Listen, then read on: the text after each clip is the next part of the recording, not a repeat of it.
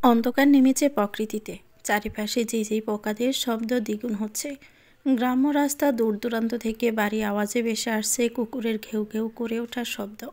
Driving সিটে বসেছে আদ্র, তার পাশে শাহরিয়াত আর পিছনে দুবন।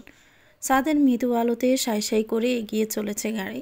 আশেপাশে দু চারটে পাঁচটি বাড়ির দেখা মিলেছে, আর তার থেকেও দূরে মৃদুমন্দ টিমটিমে আলোর ঝলক ভেসে আসছে খানিকটা। মুহূর্তে তা আবার পিছনে ফেলে মিলিয়ে যাচ্ছে। গড়ির কাঁটায় টুংটাং শব্দে জানান দিচ্ছে 7টার ঘরে তার পদার্পণ। পিছনের সিটে বসা ভূমি অপলক চেয়ে আছে অনামিকা আঙ্গুলের পরিহিত চকচকে সাদা পাথরের ডায়মন্ড রিংটার দিকে। এ তার ভালোবাসার প্রথম চিহ্ন, আদ্র ভাইয়ার নিজ হাতে পরিয়ে দেওয়া ভালোবাসা। ভূমি একাধারেই চেয়ে আছে, মিটিমিটি হেসে চলেছে সেই তখন থেকে। এই আংটি কি সে সামলাতে পারবে? এর বার বহন কিভাবে করবে? যদি হারিয়ে ফেলে তখন কি হবে? আদ্র ভাইয়া কি তখন খুব কষ্ট পাবে, তাই না? ভূমির শত শত ভাবনায় বিবর, মাথায় উকিঝুঁকি দিচ্ছে শত শত উদ্ভুত কল্পনার দল। পরপর মাথা দুলিয়ে নিজেই নিজেকে শাসাচ্ছে, না না, প্রয়োজনে জীবন হারাতে রাজি, কিন্তু আপনাকে আর আপনার ভালোবাসার চিহ্ন আমি হারাতে দিব না, কখনোই না। ভাবনার মাঝে হঠাৎ করে কিছু মাথায় আসতেই বমি চোখ তুলে তাকায় সামনের দিকে। ভিউ মিররে স্পষ্ট দেখা যাচ্ছে আদ্রের চেহারা। গাড়ির ভিতরে জ্বলা লাল লাইটের আলোয় আদ্রকে দেখতে অন্যরকম লাগছে যেন। বমির মুখে লেগে থাকা হাসির তোড় খানিকটা চড়া হলো এতে। পলকহীন চেয়ে রইল সেদিকে। আয়নার ওই প্রতিবিম্বটাকে কতটা সুন্দর লাগছে, একদম স্বচ্ছ। বমি মুগ্ধ নয়নে তাকিয়ে থেকে আওড়ালো, এ মানুষটা তোর। আজ থেকে আর কোনো ভয় নেই ওনাকে হারানোর। অন্যমনস্ক হয়ে তাকিয়ে থেকে হঠাৎ করে ভূমি খেয়াল করলো আদ্রের দিকে। তার চাহনি বারবার মিররের দিকে পড়ছে। বিষয়টা নজরে পড়তে ভূমি কিছুটা নড়ে চড়ে বসল। তীক্ষ্ণ চাউনি পেলে সে রইল সামনে সমানে। তাই তো আদ্র ভাইয়া মিররে তাকাচ্ছে বারবার। ওখান থেকে নিশ্চয়ই তাকে দেখছে। ভূমি হিসেব কষে নিলে আর তাতে জানান দিল, আদ্র ভাইয়া মিররে তাকিয়ে আমাকেই দেখছেন। বিষয়টা নিশ্চিত হতে ভূমি লজ্জা পেল, মাথা নামিয়ে নিল। মনের ভিতর নৃত্য করে উঠল হৃদয়। পরক্ষণে উকি দিয়ে দেখতে লাগলো সেদিকে। বন্ধু আমার রসিয়া ড্রাইভিং সিটে বসিয়া, সামনে না চাইয়া কেন পিছনে তাকাই, বলো বলো পিছনে কি চাই। নিস্তব্ধ পরিবেশে হঠাৎ এমন উদ্ভট গানে চকিত নজরে শাহরিয়াতের দিকে তাকায় 3 জোড়া চোখ।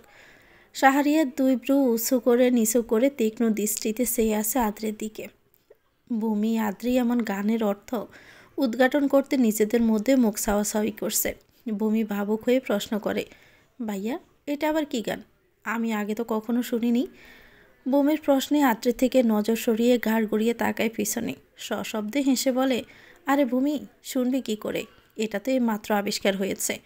ভূমি বিস্মিত কণ্ঠে বলে, এইমাত্র আবার কি আবিষ্কার করলো? শাহরিয়াত সমস্ত কপাটি খুলে হেসে বলল, কে আর? One and only the great Shahriyat Sikdar. কথাগুলো বলে শাহরিয়াত আদ্রির দিকে তাকালো। আদ্রি শাহরিয়াতের কথা শুনে সেদিকে তাকাতে চোখাচোখি হয় দুজনের। আদ্রি তাকিয়ে মুখ বাঁকা করে বেংসি কেটে বিড়বিড় করে বলে, আসলেই অনলি? এমন পাগল ছাড়া তাসরিরা দুনিয়াতে তো আর দ্বিতীয়টা নেই। ভূমি কথাটা শুনে গানের অর্থ না বুঝেই হাসল। শাহরিয়াত পুনরায় তাকালো আদ্রের দিকে, সোয়াল পরিবর্তন করে বলল, কি ভাই, এসব তো ঠিক না। মানুষ মনে হয় না আমাকে? নিজে তো দিব্যি প্রেম করছো চোখাচোখি, আর আমি কিছু করলেই দোষ, তাই না? শাহরিয়াতের কথায় আদ্র শীতল চাহনিতে তাকালো কিছু সময়। স্বাভাবিক কণ্ঠে বলল, আসলেই তোকে মানুষই মনে হয় না, ট্রাস্ট মি। শাহরিয়াত খেপে গেল। আদ্রের দিকে আরও কিছুটা ঝুঁকে ডান ফাঁস সিটের উপর তুলে ঘুরে বসল। তেজি কণ্ঠে বলে উঠল, মানে মানে কি? হাত পা মুখ চুল সবই তো আমার আছে, তাহলে মানুষ কেন মনে হয় না? কি মনে হয় আমাকে তোর কাছে? আদ্র না তাকিয়ে কণ্ঠ অপরিবর্তনীয় রেখে খানিক বিদ্রুপ হেসে বলল, গাধা মনে হয়। ওরা যেমন সারাক্ষণ হাম্বা হাম্বা করে, তুই ঠিক তেমনি করিস। আদ্রের কথায় ঠোঁট উল্টালো। সোয়াল ঝুলে এলো অপমানে। সোরা চোখে চাইল আদ্রির দিকে। আদ্রি ভাইয়ের কথা শুনে সাথে সাথেই শাহরিয়াতের মুখের এমন অবস্থা দেখে মিটিমিটি হেসে উঠল। মিনিট 10 মাঝে গাড়ি এসে থামলো বাড়ির সামনে। আদো আলোয় 2 বোন নেমে এগিয়ে গেল সদর দরজার দিকে। চৌকাঠে পা রাখতে কিছুটা হতভম্ব হলো দুজনেই। সারা বাড়ি গুটগুটে অন্ধকারে ঢাকা। ভূমি ভীত হয়ে বোনের হাত আঁকড়ে ধরল। ভাবুক হয়ে বলল, আদ্রি এমন অন্ধকার কেন পুরো বাড়ি? দরজা খুলে রাখা, সবাই কোথায় গেল? আদ্রি অজানা ভঙ্গিতে মাথা দোলালো। অবশ্য তার চোখে পড়ল না কারো। ছোট করে জবাব দিল, জানি না। বমি পুনরায় বলল, কারেন্ট নেই মনে হয়, কিন্তু আইপিএস কি নষ্ট হয়ে গেল নাকি? বাহিরের লাইট তো জ্বলছে। বমি বোনের হাত আঁকড়ে পিস পিস করে ধীরে ধীরে এক পা দুপা করে এগোচ্ছে সামনের দিকে। কিছুটা ঢুকতেই সারা বাড়ি উজ্জ্বল করে জ্বলে উঠল লাইট। অন্ধকারের মাঝে হঠাৎ অতি আলো চোখে মুখে ঠিকরে পড়তেই বমি চোখ মুখ কুঁচকে বন্ধ করে নিল। দুহাতে চেপে ধরল চোখ। আশপাশ থেকে সশব্দে হইচই করে উঠল সকলেই। সকলের ধ্বনিতে সুর তুলে উঠল, happy birthday to you, happy birthday to dear Bhumi. Bhumi ফিটফিট করে তাকাতে চমকালো এক দফা। কিছুটা সময় আগেই বাড়ি থেকে বেরিয়ে আসার সময় সব কিছু তো স্বাভাবিকই ছিল। ফুফিরা, নানা নানি কারো উপস্থিতি ছিল না, কিন্তু এই অল্প সময়ের মাঝে এত আয়োজন। বিশাল ড্রয়িং রুমটা নানান রঙা বেলুন ফিতায় সাজানো। ড্রয়িং রুমের মাঝখানে পাতানো টেবিলে রাখা বিশাল একটা রেড ভেলভেট কেক। ভূমি বৃষ্ময় বিব্বল চাহনিতে পরখ করতে ব্যস্ত হয়ে উঠেছে। তার মানে কেউ ভুলে যায়নি তার জন্মদিনের কথা। সবাই আজ নাটক করেছে সকাল থেকে তাকে সারপ্রাইজ দেওয়ার জন্য। ভূমি আশপাশ তাকিয়ে আশ্চর্যজনিত কণ্ঠে বলল, এত সব আয়োজন আমার জন্য? সামনে থেকে প্রিয়া হুড়মুড়িয়ে এসে ঝাপটে জড়িয়ে ধরে বনকে। উজ্জ্বল কণ্ঠে বলে, সব তোর জন্য জানু, আমরা সবাই মিলে করেছি। ভূমি এক হাতে বোনকে আগলে নিয়ে হাসল। অপরাধ বোধে চোখ ভরে এলো পানিতে। সে সকাল থেকে কতই না ভুল বুঝেছে সবাইকে, মায়ের সাথে খারাপ ব্যবহারও করেছে, মনে মনে বকেছে, কিন্তু তার জন্য এত বড় চমক অপেক্ষা করছে তা কি সে জানত? ভূমিকে এভাবে দাঁড়িয়ে থাকতে দেখে উপস্থিত সকলেই তাড়া দিল। ভূমি এগিয়ে খুশিতে একে একে সবাইকে জড়িয়ে ধরল। আজ প্রথমবারের মতো নিজের জন্মদিনে মায়ের উপস্থিতিতে ভূমি আবেগে আপ্লুত হয়ে মাকে জড়িয়ে ধরে শব্দ করে কান্না করতে লাগলো। মিসেস সাবরিনা মেয়ের কান্না দেখে নিজেকেও দাতস্থ করতে ব্যর্থ হয়ে নিজেও আবেগী হয়ে পড়লেন। মেয়ের মাথায় হাত বুলিয়ে দিলেন, মাথা আগলে কপালে চুমু খেয়ে চোখের পানি মুছে দিলেন। দোয়া করে দিলেন মেয়ের দীর্ঘায়ুর জন্য। পাশ থেকে পরিস্থিতি স্বাভাবিক করতে শাহরিয়াত হেসে বলে ওঠে, ভূমি, কেকটা কাটো তাড়াতাড়ি। সামনে এত সুন্দর একটা জিনিস পেলে কতক্ষণ নিজেকে আর সামলে দাঁড়িয়ে থাকবো আর? শাহরিয়াতের কথায় সবাই হেসে ওঠে। তিন বোন একসাথে এগিয়ে যায় সামনে। সকলে হাততালি দিয়ে শুভেচ্ছার গান গাইতে লাগলো। ভূমি প্লাস্টিকের ছুরিটা হাতে তুলে নিতেই দুপাশ থেকে দু বোন এসে ভূমির হাত আগলে ধরল। সমানে পোজ বসালো কেকে। একে একে ছোট বড় সবাইকে খাইয়ে দেয়। সকলে এক এক করে তুলে দিল ভূমির মুখে। হাত ভর্তি করে পেয়ে গেল সকলের দেওয়া উপহার। খুশিতে আটখানা হয়ে উঠেছে আজ ভূমি। পরপর এত এত সারপ্রাইজ পেয়ে চলছে, যেন সব স্বপ্নের মতো লাগছে তার কাছে। এত সুখ সে কীভাবে সহ্য করবে? ভূমি সবাইকে দেখছে, উষ্টপুটে তার বেরিয়ে আসছে বিমোহিত হাসি। ভূমি বারবার নেড়ে ছেড়ে দেখছে হাতে থাকা আংটিটা। নিজে নিজে বিড়বিড় করছে, আদ্র ভাইয়া, আপনার আগমনে আমার জীবনের সব সুখ একসাথে পাওয়া হয়ে গিয়েছে। বিশ্বাস করুন, আজ মৃত্যু এসে দ্বার প্রান্ত হলেও শাসন্দে তা আমি গ্রহণ করে নিতে রাজি আছি। ভূমি, এটা কিন্তু ঘোর অন্যায়। তুমি সবাইকে খাওয়াচ্ছ অথচ আমার বন্ধুর খোঁজও নিচ্ছ না। অন্যদিকে ফিরে দাঁড়িয়ে থাকা ভূমি হঠাৎই কানের কাছে কারো ফিস ফিস আওয়াজে শুনে কিছুটা চমকে তাকায়। পিছন ফিরতেই শাহরিয়াতের গুরু গম্ভীর চেহারা দেখে হাসে।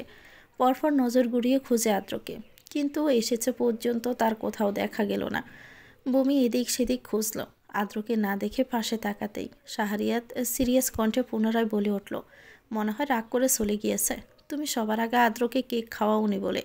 পিছন থেকে হাতে ধরে রাখা প্লেটের মধ্যে এক টুকরো কেক এগিয়ে দিয়ে বলল, যাও রুমে গিয়ে দেখে আসো বন্ধু আমার মুখ ফুলিয়ে কী করে। শাহরিয়াত চোখ টিপে তাড়া দিয়ে বলে, যাও যাও, কেক খাইয়ে দাও। সাথে একটু রোমা।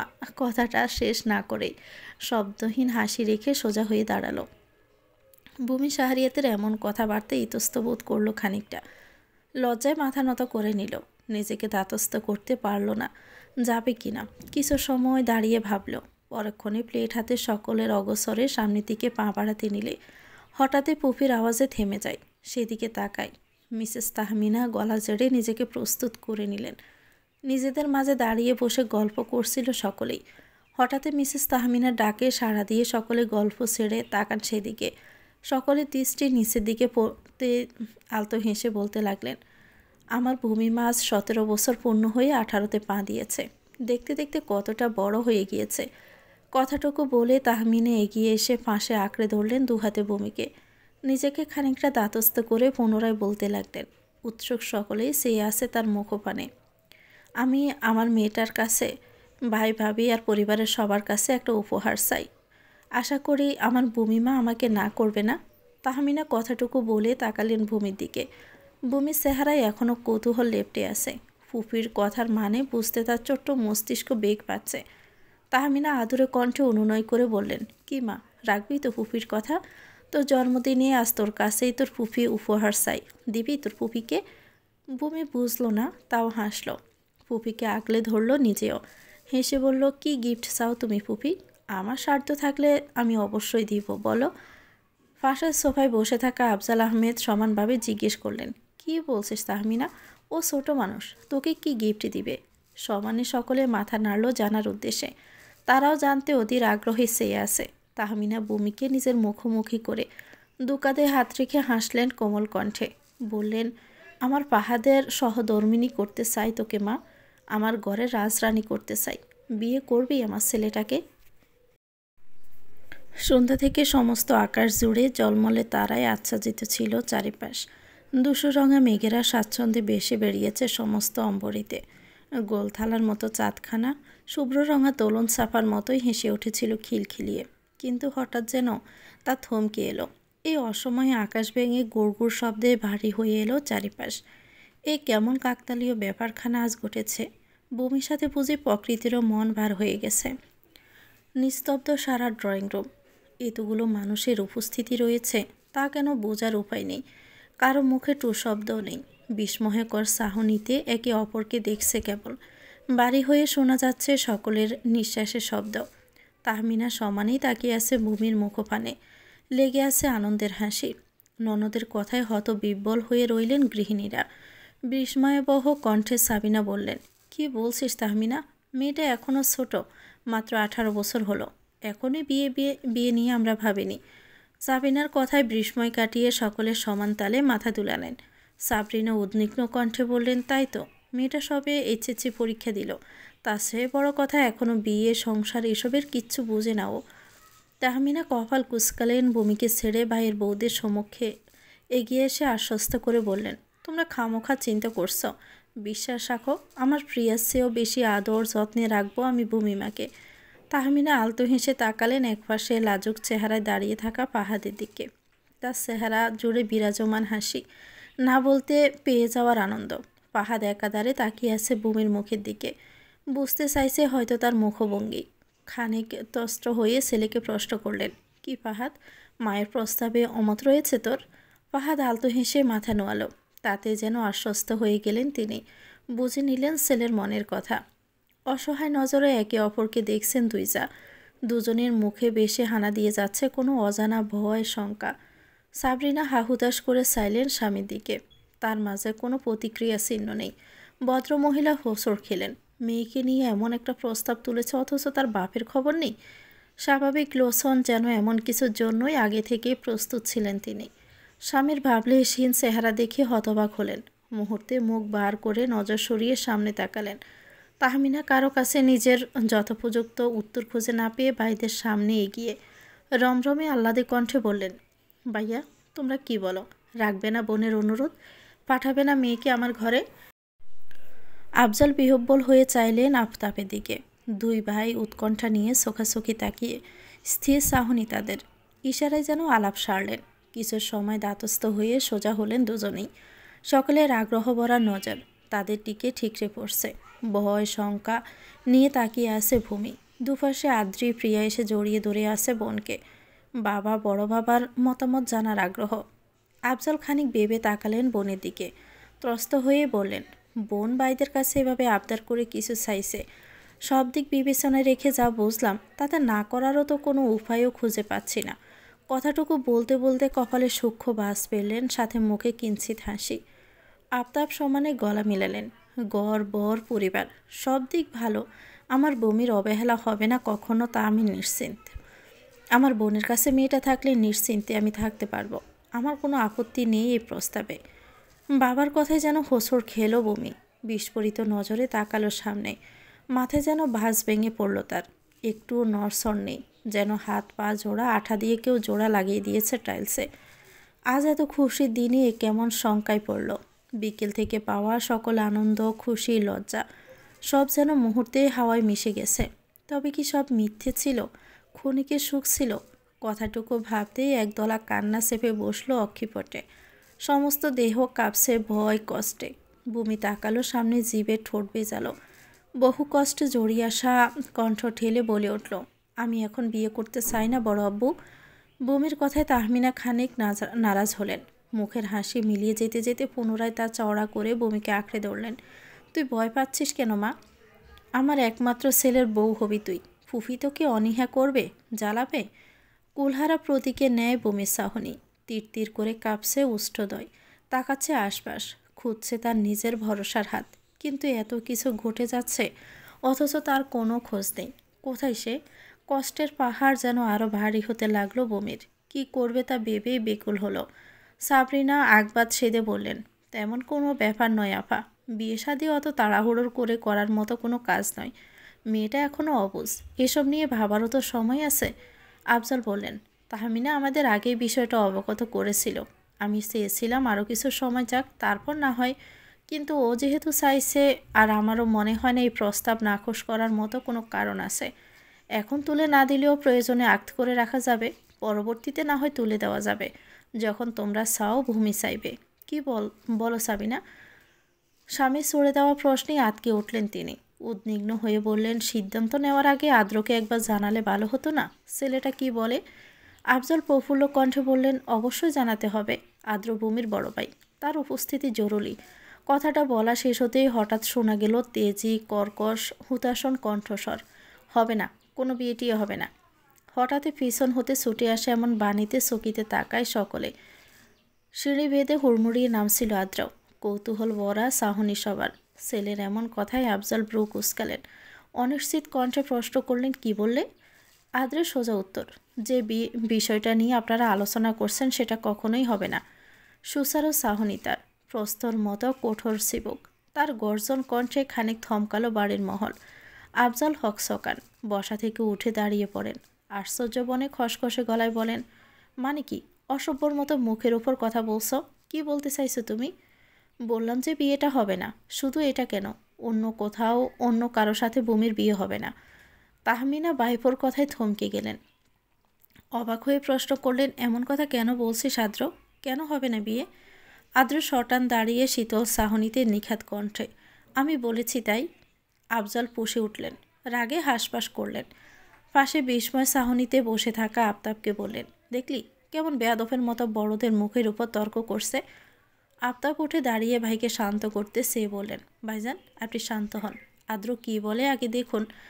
কি দেখবো আফতাব? তুই দেখেছিস গুরুজনদের সাথে কিভাবে কথা বলতে হয়? এখনও সে সেন্সটুকু ওর নেই।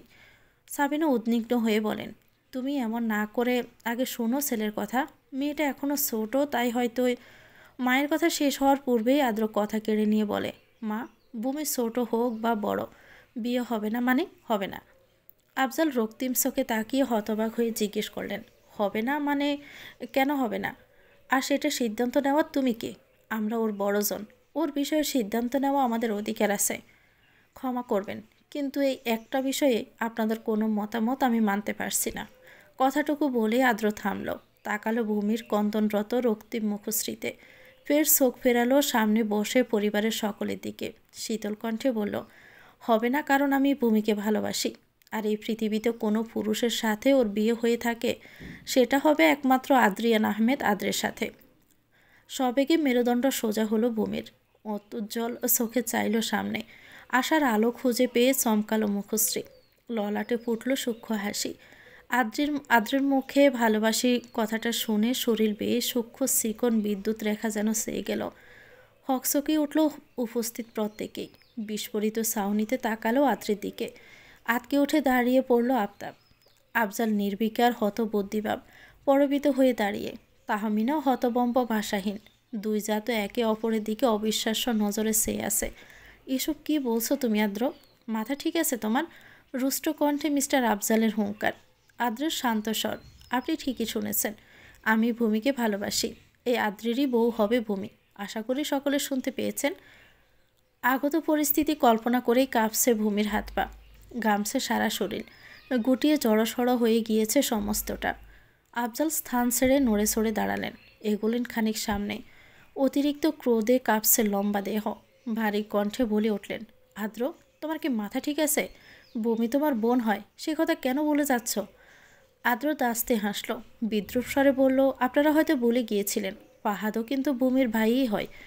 আদ্রের এমন কথায় চমকালেন তাহমিনা আফজাল। রোড়ো কণ্ঠে তেতে উঠে বললেন, তুমি আর ফাহাদ এক নও। কেন এক নয় বাবা? আমাদের মাঝে পার্থক্য কিসের?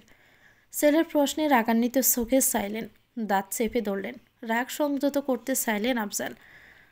আলবাত আছে, এখনও পর্যন্ত বড়দের সাথে কিভাবে কথা বলতে হয় সে জ্ঞানটুকু নেই তোমার। রাস্কেলের মতো বিহেভিয়ার করো। আর তোমার লজ্জা করে না ববিকে বিয়ে করবে কথাটা মুখে আনতে? তুমি বাকি সকলে এই কথা বলে গেলেও আমি কিন্তু ভুলে যাইনি কি করেছিলে তুমি ওর সাথে। আমি থাকতে কখনোই তোমার মতো ছেলের সাথে ওর বিয়ে দিব না। আপনি চান কিংবা না চান, আল্লাহ ব্যতীত আর কারোর সাধ্য নেই আমাদেরকে আলাদা করতে পারবে। ভূমি আমার বউ হবে। আফজাল হেসে উঠলেন, বিদ্রুপের স্বরে বললেন, তুমি বললে আর আমরা মেনে নেব?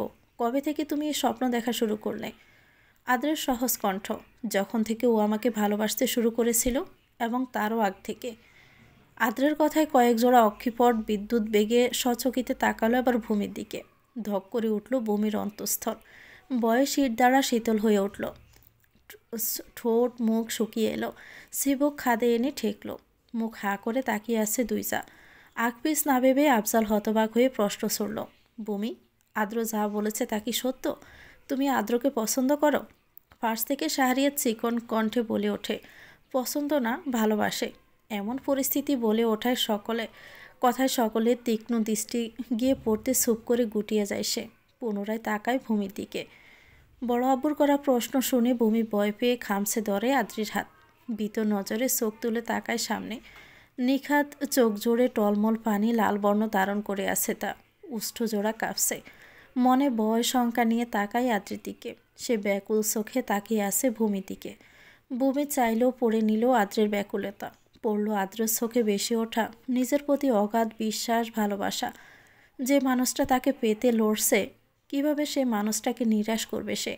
ভূমি লম্বা একটা নিঃশ্বাস নিল। মনে আকাশ সমান সাহস জুগিয়ে জাকালো ছোট্ট দেহখানা মিনমিনে কণ্ঠে বলে ওঠে, আমি ভালোবাসি। মুখে ফুটল এক স্থূল হাসি।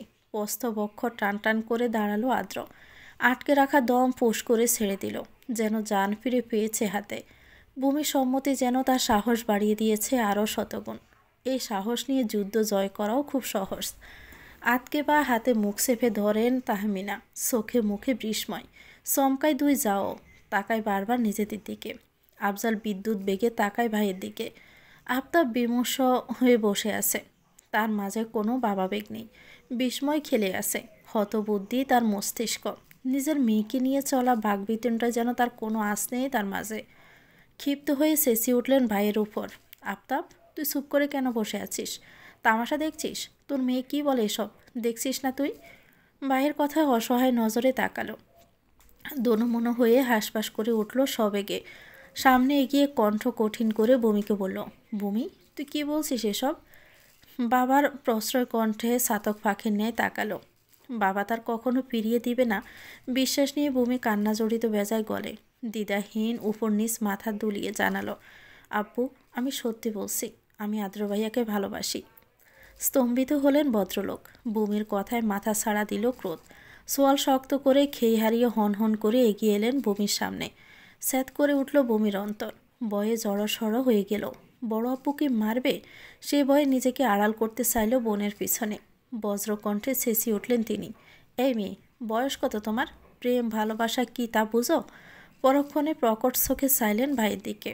দেখেছিস তোর মেয়ের কত স্পর্ধা, কিভাবে বড়দের সামনে এসব কথা বলে। লজ্জা শরমের মাথা খেয়েছে। ছি, আজ আমার মেয়ে হলে চাপকি পিঠে ছাল তুলে নিতাম আমি। প্রথমবারের মতো বড় আব্বুর এমন ক্রুদ্ধ কণ্ঠে বকা শুনে ভয়ে ভূমি ফুঁপিয়ে কেঁদে উঠল। এতক্ষণ যাবৎ চুপ করে থেকে সাবিনা তেড়ে এসে ভূমিকে নিজের বুকের সাথে লেপটে নিলেন, স্বহস্তে আঁকড়ে নিলেন। তেতে উঠে স্বামীকে বললেন, এখানে স্পর্ধার কি আছে? ভালোবাসা তো খারাপ কিছু না। আপনি নিজের জেদ আগে রাখতে কেন ছেলে মেয়েগুলোকে এভাবে ধমকাচ্ছেন, কষ্ট দিচ্ছেন? কথা শেষ করতে আফজাল খেকিয়ে উঠলেন। তুমি চুপ করো। এত আবেগ দিয়ে ভাবলে জীবন চলে না। তোমার ছেলে নিজেকে কি মনে করে? সব কি হাতের মোয়া? সমাজ কি বলবে তা কি ভেবেছ একবারও? আদ্র গা ছাড়া ভাব দেখিয়ে বলে, বিয়ে সংসার সবই আমি করব। এতে সমাজ আর কেন চুলকাবে? সমাজ যা ইচ্ছে বলুক, আই ডোন্ট কেয়ার। ছেলের লাগামহীন কথাবার্তায় আফজাল হতভম্ব হয়ে কপাল কুঁচকে চেপে ধরলেন। ফুসফুস করে শ্বাস ফেলতে লাগলেন। সাবিনা স্বামীর দিকে ভেংসি দিয়ে বিড়বিড় করে উঠলেন, বুড়ো লোক, জেদ পড়ে না। ছেলেটার সাথে প্রতিযোগিতা লিখেছে। হ্যাঁ, বাপ ছেলে কারো থেকে কেউ কম যায় না। সাবরিনা নির্বিকার দাঁড়িয়ে থাকা স্বামীর পাশে এসে ফিসফিস করে বলেন, তুমি কিছু বলছো না কেন? থামাও না ভাইজানকে। আফতাব অসহায় কণ্ঠে বলে, আমি কি বলবো? দেখছো না কেমন কুরুক্ষেত্র বেজেছে বাপ ছেলের মাঝে? কি বলবে মানে? আদ্র যেহেতু বলছে আমাদের ভূমিকেই বিয়ে করবে, আর ভূমিও আদ্রকে ভালোবাসে, তাহলে ভাইজানকে একবার প্রস্তাব দিয়েই দেখো। আফতাব ব্রু কুঁচকালেন। তোমার মাথা গেছে নাকি? এদের মাঝে আমি কিভাবে ঢুকবো? ভাইজানের মুখের উপর কখনো কথা বলার সাহস কি আমার হয়েছিল? সাবরিনা গদগদ কণ্ঠে বলেন, আমার ওখানে মেয়ে বিয়ে দিতে আপত্তি ছিল, কিন্তু এখানে তো নেই। আমার আদ্র আমার মেয়েকে ভালোবাসে, এটা তো খুশির খবর। তুমি ভাইজানকে বোঝাও না। স্ত্রীর এমন আবদারে ভদ্রলোক দোটানায় পড়ে গেলেন। কি করবে? বোনকে কথা দিলেও কিন্তু পরিস্থিতি এখন নাগালের বাইরে। মেয়ের কথা চিন্তা করে ভাইয়ের বোঝানোতে প্রস্তাবে রাজি হয়েছিল। যদি আগে জানতো এমন কিছু, তাহলে কখনোই হ্যাঁ করতো না। আদ্রের মতো ছেলেকেই বা না করবে কি? নিজের ভাইয়ের ছেলে কেমন তিনি তো জানেন। মাথা ছাড়া জেদ হলেও মানুষ হিসাবে সে অমায়িক। চোখ বন্ধ করে মেয়ে দ্বিতীয়বার ভাবতে হবে না। আদ্রের প্রতি সম্পূর্ণ বিশ্বাস আছে। মেয়েকে কখনো কষ্ট পেতে দিবে না। সবাইকে চুপ থাকতে দেখে মুখ খুলল শাহরিয়াত। বিনয়ী কণ্ঠে বলল, আঙ্কেল, যেখানে ওরা দুজন দুজনকে ভালোবাসে সেখানে আপনি এভাবে বাধা দিতে পারেন না, এটা অন্যায়। কথার মাঝে আওয়াজ পেয়ে আফজাল ক্রুব্ধ চোখে তাকালেন। রেগে বলে উঠলেন, এটা আমাদের পারিবারিক সমস্যা। তুমি বাহিরের মানুষ, নাক গলাতে এসো না। এমন কথায় শাহরিয়াত অপমানে মাথা নুইয়ে নিল। ইতস্ত হয়ে পুনরায় সংযম গলায় বলল, অপরাধ নেবেন না আঙ্কেল, কিন্তু আদ্র আমার বন্ধু। ও সমস্যা মানেই আমার সমস্যা, আর তাতে আমি নাক গলাতে বাধ্য। শাহরিয়াতের এমন কথায় গমগমে চোখে তাকালেন তার দিকে, কিন্তু মুখে কিছু না বলে পরক্ষণে চোখ সরিয়ে কপাল চেপে মাথা ঝুঁকিয়ে রইলেন। শান্তিমঞ্জিল আজ যেন অশান্তির পাণ্ডুলিতে পরিণত হয়েছে। উপস্থিত সকলেই কেবল নিশ্চুপ দেখে যাচ্ছে বাপ ছেলের বাঘ বিতণ্ডা। এরই মাঝে কারো কথা বলার কোনো সাহস নেই। বললেও যে খুব একটা লাভ হবে তা জানা আছে সকলের। দুজনেই নিজের জেদ আগে রাখতেই ব্যস্ত। কেউ কারো কাছে হারবে না যেন পণ করে আছে। পরিস্থিতি বেগতিক দেখে আফতাব নিজের জায়গা ছেড়ে ভাইয়ের পাশে এসে দাঁড়ান। কাঁধে হাত রেখে শান্ত করতে চেয়ে বলেন, ভাইজান, এবার একটু শান্ত হন। আমরা সবাই না হয় বসে কথা বলে সমস্যাটার সমাধান করব। গৃহিণীরাও এক হয়ে তাল মিলালেন। আফজাল খানিক সেতে বললেন, কিভাবে শান্ত হব তুই বল? ছেলে এত বড় হয়ে গিয়েছে যে বাপের মুখে মুখে তর্ক করে, বিশ্রী ভাষায় কথা বলে। বিদেশ থেকে কেমন শিক্ষা নিয়ে সে বড় হয়েছে। আমি জীবনেও মেনে নিব না এই কথা। আমাকে তোমরা বোঝাতে এসো না। বাবার কথায় আদ্রের গলা স্বর খানিক ছোট হয়ে এলো। আহত কণ্ঠে বলল, কেন মেনে নেবেন না? আমি কি বেকার, অশিক্ষিত? আমার মাঝে এমন কোন খারাপ দিক রয়েছে? ফাহাদের সাথে বিয়ে দিতে রাজি হতে পারলে আমার সাথে কেন মেনে নিতে পারবেন না? আফজাল মুখ ফেরালেন। ক্ষুব্ধ কণ্ঠে বিলম্বহীন জবাব দিলেন, তোমার মতো গাদ্দার ছেলের সাথে আমার ভাইয়ের মেয়ের বিয়ে দিয়ে তার জীবন নষ্ট করতে আমি দিব না। এসব গুন্ডামি করে ভেবো না আমার মতামত পাল্টাতে পারবে। তোমার ভাষণ অন্য কোথাও দাও, আমাকে নয়। আদ্র স্থির চোখে চাইল কিছু সময় বাবার গুরুকুম্বুর ফুক্ত চেহারার দিকে। রাগে নিষ্পিস করছে তার চোখা নাক। পেট চাইল সাচ্ছুর দিকে। দুহাত মুষ্টিবদ্ধ করে আদ্র ভারী নিঃশ্বাস ফেলল। রাগ পেলে অনুনয় করে বলল, একবার সুযোগ দিয়ে দেখুন না। ইনশাল্লাহ কখনোই কোনো অভিযোগ করার বিন্দুমাত্র সুযোগ দিব না। নিজের সর্বোচ্চ দিয়ে আগলে রাখবো, বিশ্বাস করুন।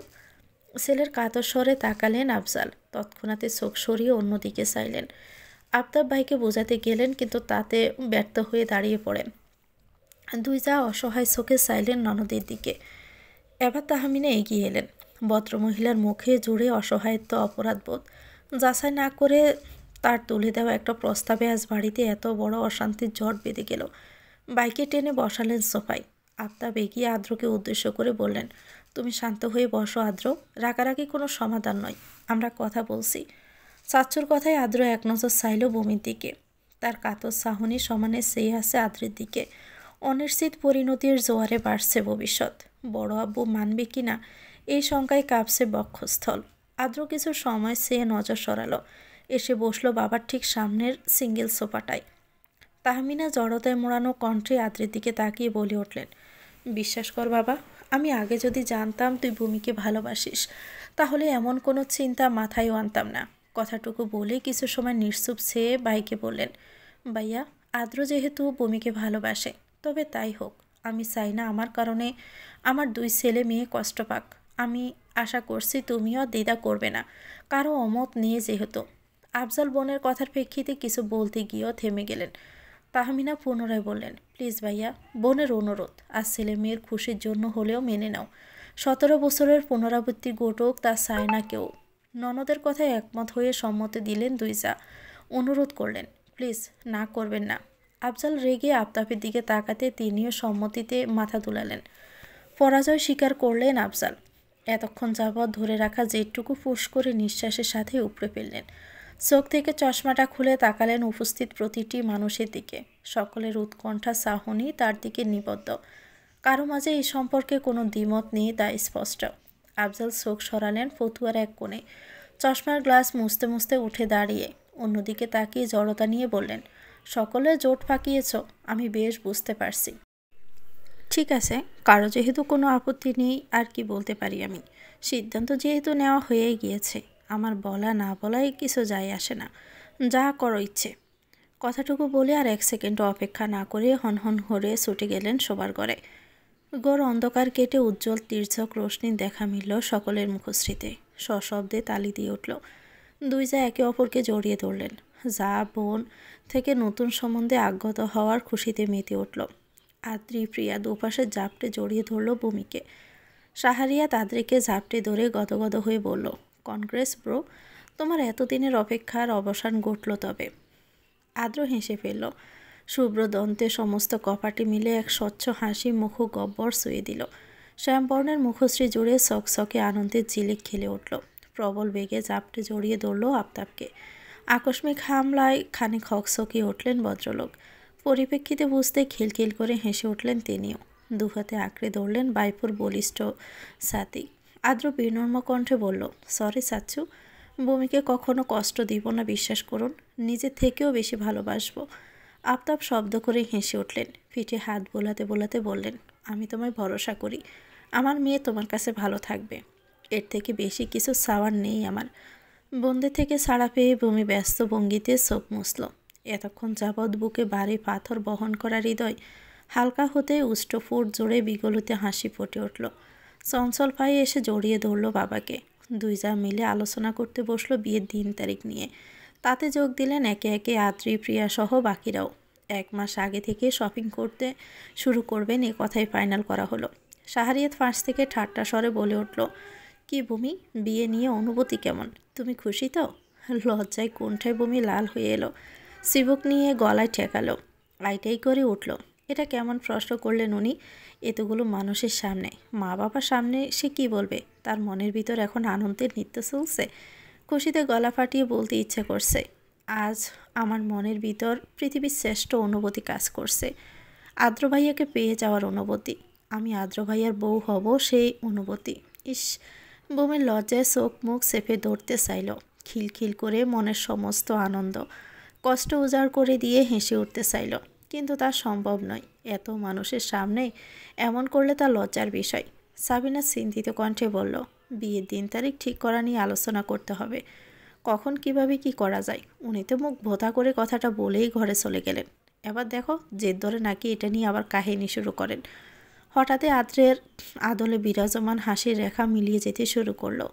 মুখের ভাবভঙ্গি আগের ন্যায় করে ভাবল কিছুটা। পরপর তাকালো চাচ্চু, মা, মামনি, তারপর ভূমির দিকে। পরক্ষণে ঝট করে বলে উঠল, চাচ্চু, আমি এই সপ্তাহেই ভূমিকে বিয়ে করতে চাই। 1 দফা চমকালো সকলেই। তাজ্জব বনে তাকালো আদ্রের গম্ভীর মুখের দিকে। স্তম্ভিত হয়ে তাকালো ভূমিও।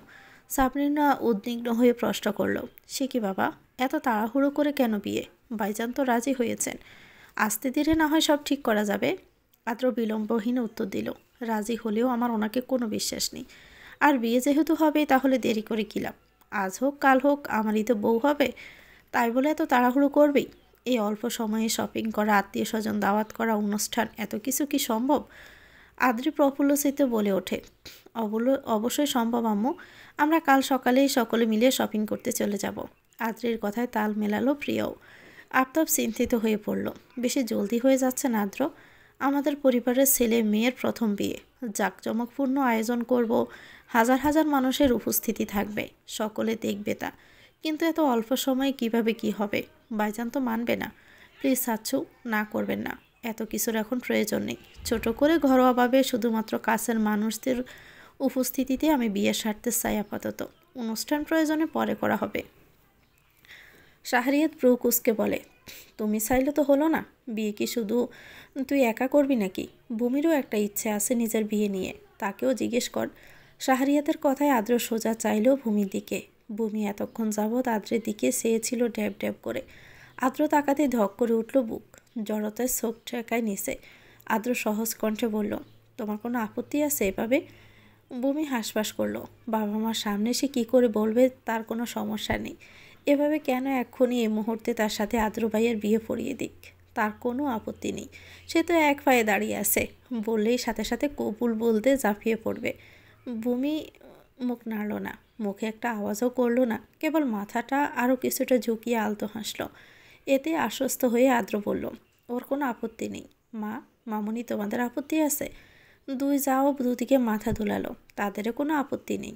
সাবরিনা উত্তেজিত হয়ে গদগদ কণ্ঠে বলেন, অবশ্যই আমাদের কোনো সমস্যা নেই। তাহলে ভাইজানের সাথে কথা বলে একটা ভালো দিন তারিখ দেখে বিয়ের অনুষ্ঠান করে ফেলা হোক।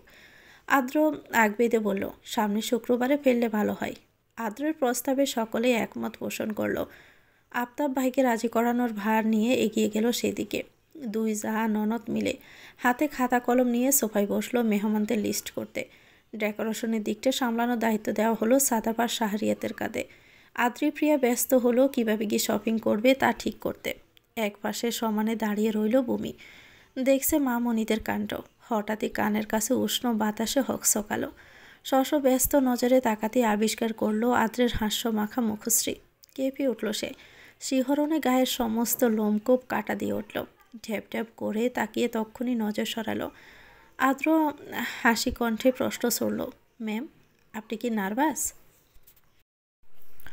তিমিরে ডাকা খোলা আকাশের নিচে ছাদের কার্নিশ ঘেঁষে দাঁড়িয়ে মনের সুখে নিকোটিনের আনন্দে মেতে উঠেছে এক যুবক, যার প্রতিটি দুয়ার সাথে সমানে উড়ে চলছে ওই দূর আকাশে মিশে যাচ্ছে প্রেম নামক অনুভূতিরা, যার চোখের আনাচে কানাচে যন্ত্রণার বাহার কেবল।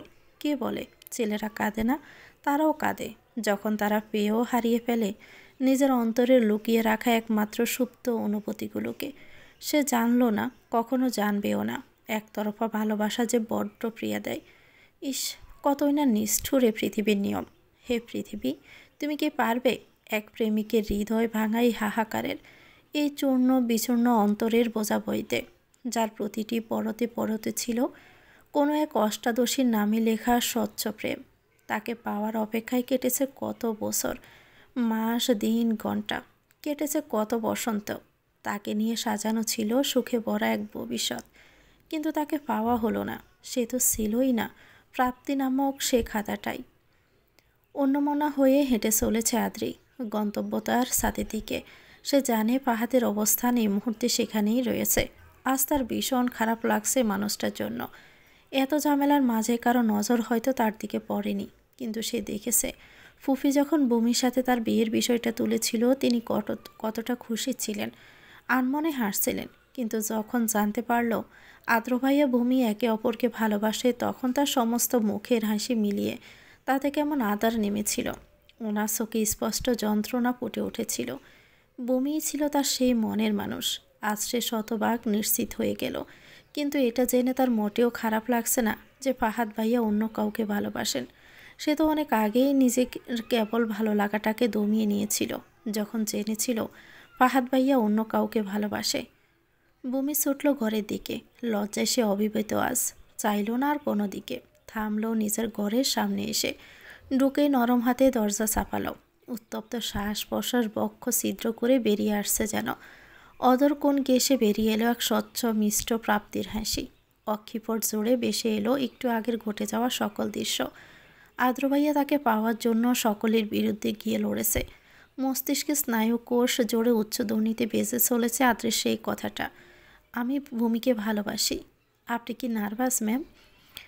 ভূমি কথাটা ভাবতে লজ্জায় দুহাতে চেপে ধরল চোখ মুখ। শীতল প্রশান্তির শিহরণে ছুঁয়ে দিল সমস্ত শরীর।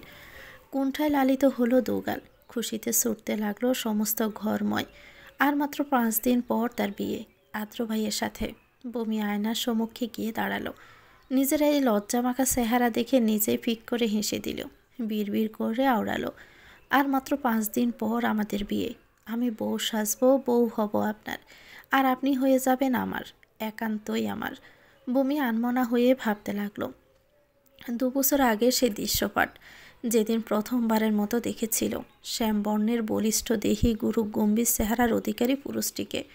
মুঠোফোনের মসৃণ প্রতিবিম্ব বেশি উঠেছিল তার ঝকঝকে চেহারাটা, যার অধরজোড়ায় কোনো হাসির লেশ মাত্র ছিল না, কিন্তু তার খাদহীন ওই নেত্রজোড়া বিমোহিত করেছিল সপ্তাদশীর অন্তর। নাড়া দিয়েছিল তার বয়সন্ধির আবেগ। ভালো লাগার শুরুটা সেই থেকেই তো ছিল, কিন্তু তা কখনো প্রকাশ করা হয়নি, জানানো হয়নি নিজেকেও। কেবল ছিল অজানা এক প্রতীক্ষা, তীব্র প্রতীক্ষা। কে জানতো সময়ের সাথে এই আবেগ অনুভূতির রূপ নিয়ে তা ভালোবাসার দুয়ারে গিয়ে ঠেকবে, তাতে সুর মিলিয়ে কাঙ্ক্ষিত মানুষটি প্রণয়ের গীত গাইবে। হঠাৎ মাথায় কিছু আসতে বমি চুপ করে যায়। তীক্ষ্ণ নজরে তাকিয়ে বাঁকা হেসে নিজে নিজেই বলে ওঠে, মাইশাপু, আজ যদি আপনি এখানে থাকতেন, আমাদের দেখতেন আর কয়লার মতো জ্বলতেন। জিনিসটা দেখতে আমার কতই না ভালো লাগতো। আফসোস মামুটা অসুস্থ হয়ে যাওয়ায় চলে গিয়েছেন। পর দাঁত মিট কিরকির করে বলে ওঠে, কানাডার ডাইনি আসছিল আমার থেকে আমার আদ্র ভাইয়াকে কেড়ে নিতে। এই বমি থেকে তার পছন্দের বালিশটা নেওয়াও স্বপ্নের ব্যাপার, সেখানে ভালোবাসাকে কেড়ে নেওয়া তো অত সহজ না। নেবার ঘড়ির কাঁটা 10টা পেরিয়েছে বেশ কিছু সময়। ড্রয়িং রুমে আয়োজন চলছে রাতের খাবারে। 2 জা বাটি ভরে ভরে হরেক রকমের খাবার সাজিয়ে তুলেছে লম্বা টেবিলে। হাঁক ছেড়ে ডাকতে শুরু করছে সবাইকে। গৃহিণীদের ডাকে সাড়া দিয়ে একে একে নেমে এসেছে প্রায় সকলে। আদ্র নেমে চেয়ার টেনে বসেছে এক কোনায়। তারই বিপরীতে বসে আছেন মিস্টার আফজাল। মুখবার এখনও বেশ গুরুগম্ভীর তার। ছেলে আসতে তার দিকে একবার তাকিয়ে নজর সরিয়ে নিলেন। আদ্র বাবার এমন মুখ ফিরিয়ে নেওয়া খেয়াল করলো, কিন্তু কিছু বলল না, চুপচাপই বসে পড়ল। 2 জা একে একে সবাইকে খাবার পরিবেশন করতে লাগলেন। সাবরিনা এদিক সেদিক তাকিয়ে উদ্বিগ্ন হয়ে বললেন, সবাই চলে এসেছে, ফাহাদ আর বমিটা কোথায় রয়ে গেল? সাহারিয়া তো এখনও এলো না। তাই তো সাবিনা সিঁড়ির কাজটা গিয়ে পুনরায় হাঁক ছড়লেন। সাহারিয়াত ব্যস্ত পায়ে নেমে এসে বসে পড়ল আদ্রের পাশে।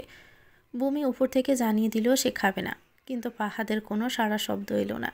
তাহমিনার নিষেধাজ্ঞায় আর কেউ জোর করে তাকে ডাকতেও গেল না। সকলের উপস্থিতি দেখে আফতাব খাবার মাঝে সুযোগ বুঝে শান্ত স্বরে বলে উঠলেন, ভাইজান, শুক্রবারের ডেট ফাইনাল করে ফেলেছি। আপনার স্পেশাল কাউকে ইনভাইট করা থাকলে করে নেবেন কেমন? আফজাল ভাইয়ের কথায় চোখ তুলে তাকালেন না, সমানভাবে খাবারের দিকে তাকিয়ে উত্তর দিলেন, আমার আলাদাভাবে বলার মতো কেউ নেই, কিভাবে কি করবে তোমরা দেখে নিও। আফতাব কেবল জবাবে ঠিক আছে বলে চুপ করে গেলেন। সাবিনা স্বামীর পাশে গিয়ে দাঁড়ালেন। রাগ ভাঙানোর পায়তারা করে একটু কথা বলানোর আশায় হাত কষলে উসকুস করে বিত গলায় বললেন, বলছিলাম আমরা কালকে শপিংয়ে যাব ভাবছিলাম, আপনিও আমাদের সাথে চলুন না। স্ত্রীর এমন কথায় আফজাল রূঢ় দৃষ্টিতে চোখ তুলে তাকায়। তাতে ভদ্রমহিলা ভয়ে ডোক গেলে গিয়ে আফজাল কাঠ কণ্ঠে বলেন, ওসব মহিলাদের বিষয় আমার গিয়ে কাজ কি? তাছাড়া অফিসে কাজ আছে, এমনিতেও পরপর 2-3 দিন ছুটি নিতে হবে। কথাটুকু বলে শেষ করে উঠে চলে যান বেসিনের দিকে। ছুটি নিতে হবে কথাটা শুনেই সকলের মুখে হাসি ফুটে ওঠে। সাবিনা বোনের পাশে গিয়ে খুশিতে গদগদ হয়ে বলেন, তার মানে উনি রাজি হয়েছেন। একে একে সবাই খাবার শেষে উঠে পড়ে, যে যার মতো করে চলে যায় নিজের ঘরে। খাবার শেষে সাহারিয়াত চলে যেতে নিলেও 2 গৃহিণীরা জোড়াজুড়িতে। রাতটা এখানেই থেকে যায়।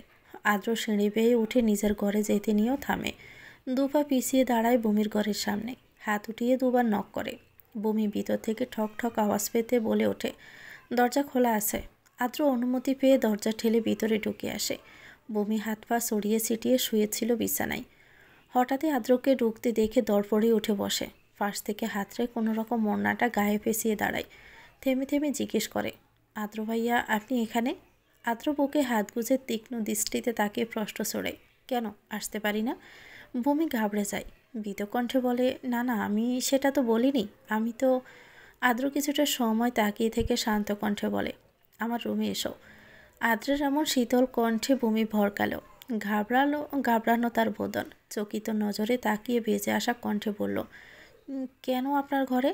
আদ্র ব্রু কুচকে দুফা এগুলো, তাড়া দিয়ে বলল, আরে এসোই না, তুমি ভয় পাচ্ছ নাকি? চিন্তা করো না, আমিও অতটাও অধৈর্য নই, আর যে মাত্র 5 দিন অপেক্ষা করতে পারবো না। আদ্রের কথাটার অর্থ বুঝতে ভূমির শত মস্তিষ্কে খানিক সময় নিল। বিষয়টা বুঝতেই লজ্জায় জড়ো হয়ে এলো, হাঁসফাঁস করে উঠল, কোণঠায় চিবুক নামিয়ে গলায় ঠেকালো, মনে মনে শখানিক গালি ছড়ে বিড়বিড় করলো, ইস কেমন বজ্জাত লোক, মুখে যা তা আসলে বলে দিবে। আদ্র হাসলো ভূমির অবস্থা দেখে, পরক্ষণে চল শক্ত করে বলল, কি হলো, কথা শোনো না কেন? কোলে তুলে নিয়ে যাব? চাইলে বলতে পারো, আমার কোনো সমস্যা নেই। ভূমি আদ্রের কথায় আটকে ওঠে, ব্যস্তে চোখে তুলে তাকায়, চোখ বড় বড় করে ঘন ঘন মাথা নাড়িয়ে বলে, না না লাগবে না। ভূমি আর কিছু না বলে আদ্রকে পাশ কাটিয়ে চোট লাগায় ঘরের দিকে। সে বিন্দু মাত্র বিশ্বাস করতে পারছে না লোকটাকে, লজ্জা শরম সব উঠে গিয়েছে আজ তার। ভূমি আদ্রের ঘরের সামনে এসে থামল, পাশে এসে দাঁড়ালো আদ্র। দৃঢ় পায়ে রুমে প্রবেশ করে দপ করে বসে পড়ল বেড সাইডের সোফাটায়। মোবাইলের স্ক্রিনে তাকিয়ে থেকে ভূমিকে বলল, এদিকে এসে বসো আমার পাশে। ভূমি যেন শুনিও না শোনার ভান করে বলল, জি। আদ্র তার অপরিবর্তনীয় রেখে পুনরায় বলল, আমার পাশে এসে বসো। ভূমি বিস্ফোরিত আখিতে তাকালো, ভয়ে কেঁপে উঠল বক্ষস্থল। কেন ডাকছেন? ডাকছেন ভালো কথা, পাশে কেন বসা লাগবে? এত বড় রুমে জায়গার অভাব নেই, কোথাও একটা বসে পড়লেই তো হয়। ভূমি কেমন ভাবলো তেমন ভাবে গিয়ে বসলো বিছানার এক কোণায়। আদ্র ক্রুব্ধ নয়নে তাকালো, তাকিয়ে রইল 1 সেকেন্ড 2 সেকেন্ড করে, পুরো 1 মিনিট। ভূমি ভয় পেয়ে যায় এতে, আতঙ্কিত হয়ে পট করে উঠে দাঁড়ালো, ভীত কণ্ঠে বলল, কি এভাবে তাকিয়ে আছেন কেন? আদ্র মোবাইলটা সরে ফেললো বিছানায়, নাকের ডগা ফুলে উঠল, সোয়াল ভারী হলো, দুহাত পকেটে গুজে এগোতে লাগলো ভূমির নিকটে। ভূমি পিছলো দুফা, ফিটফিট পলক ফেলল।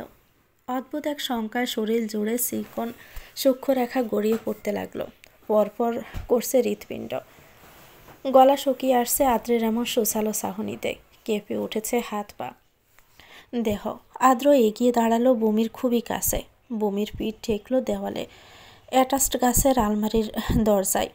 আদ্র সমানে নজর বোলাচ্ছে, ভূমির সমস্ত মুখশ্রী জোরে, চিকন গোলাপি রঙা উষ্ট্রপথ ঠক ঠক করে কাঁপছে, অক্ষি পলক ঘন ঘন পিটপিট করছে।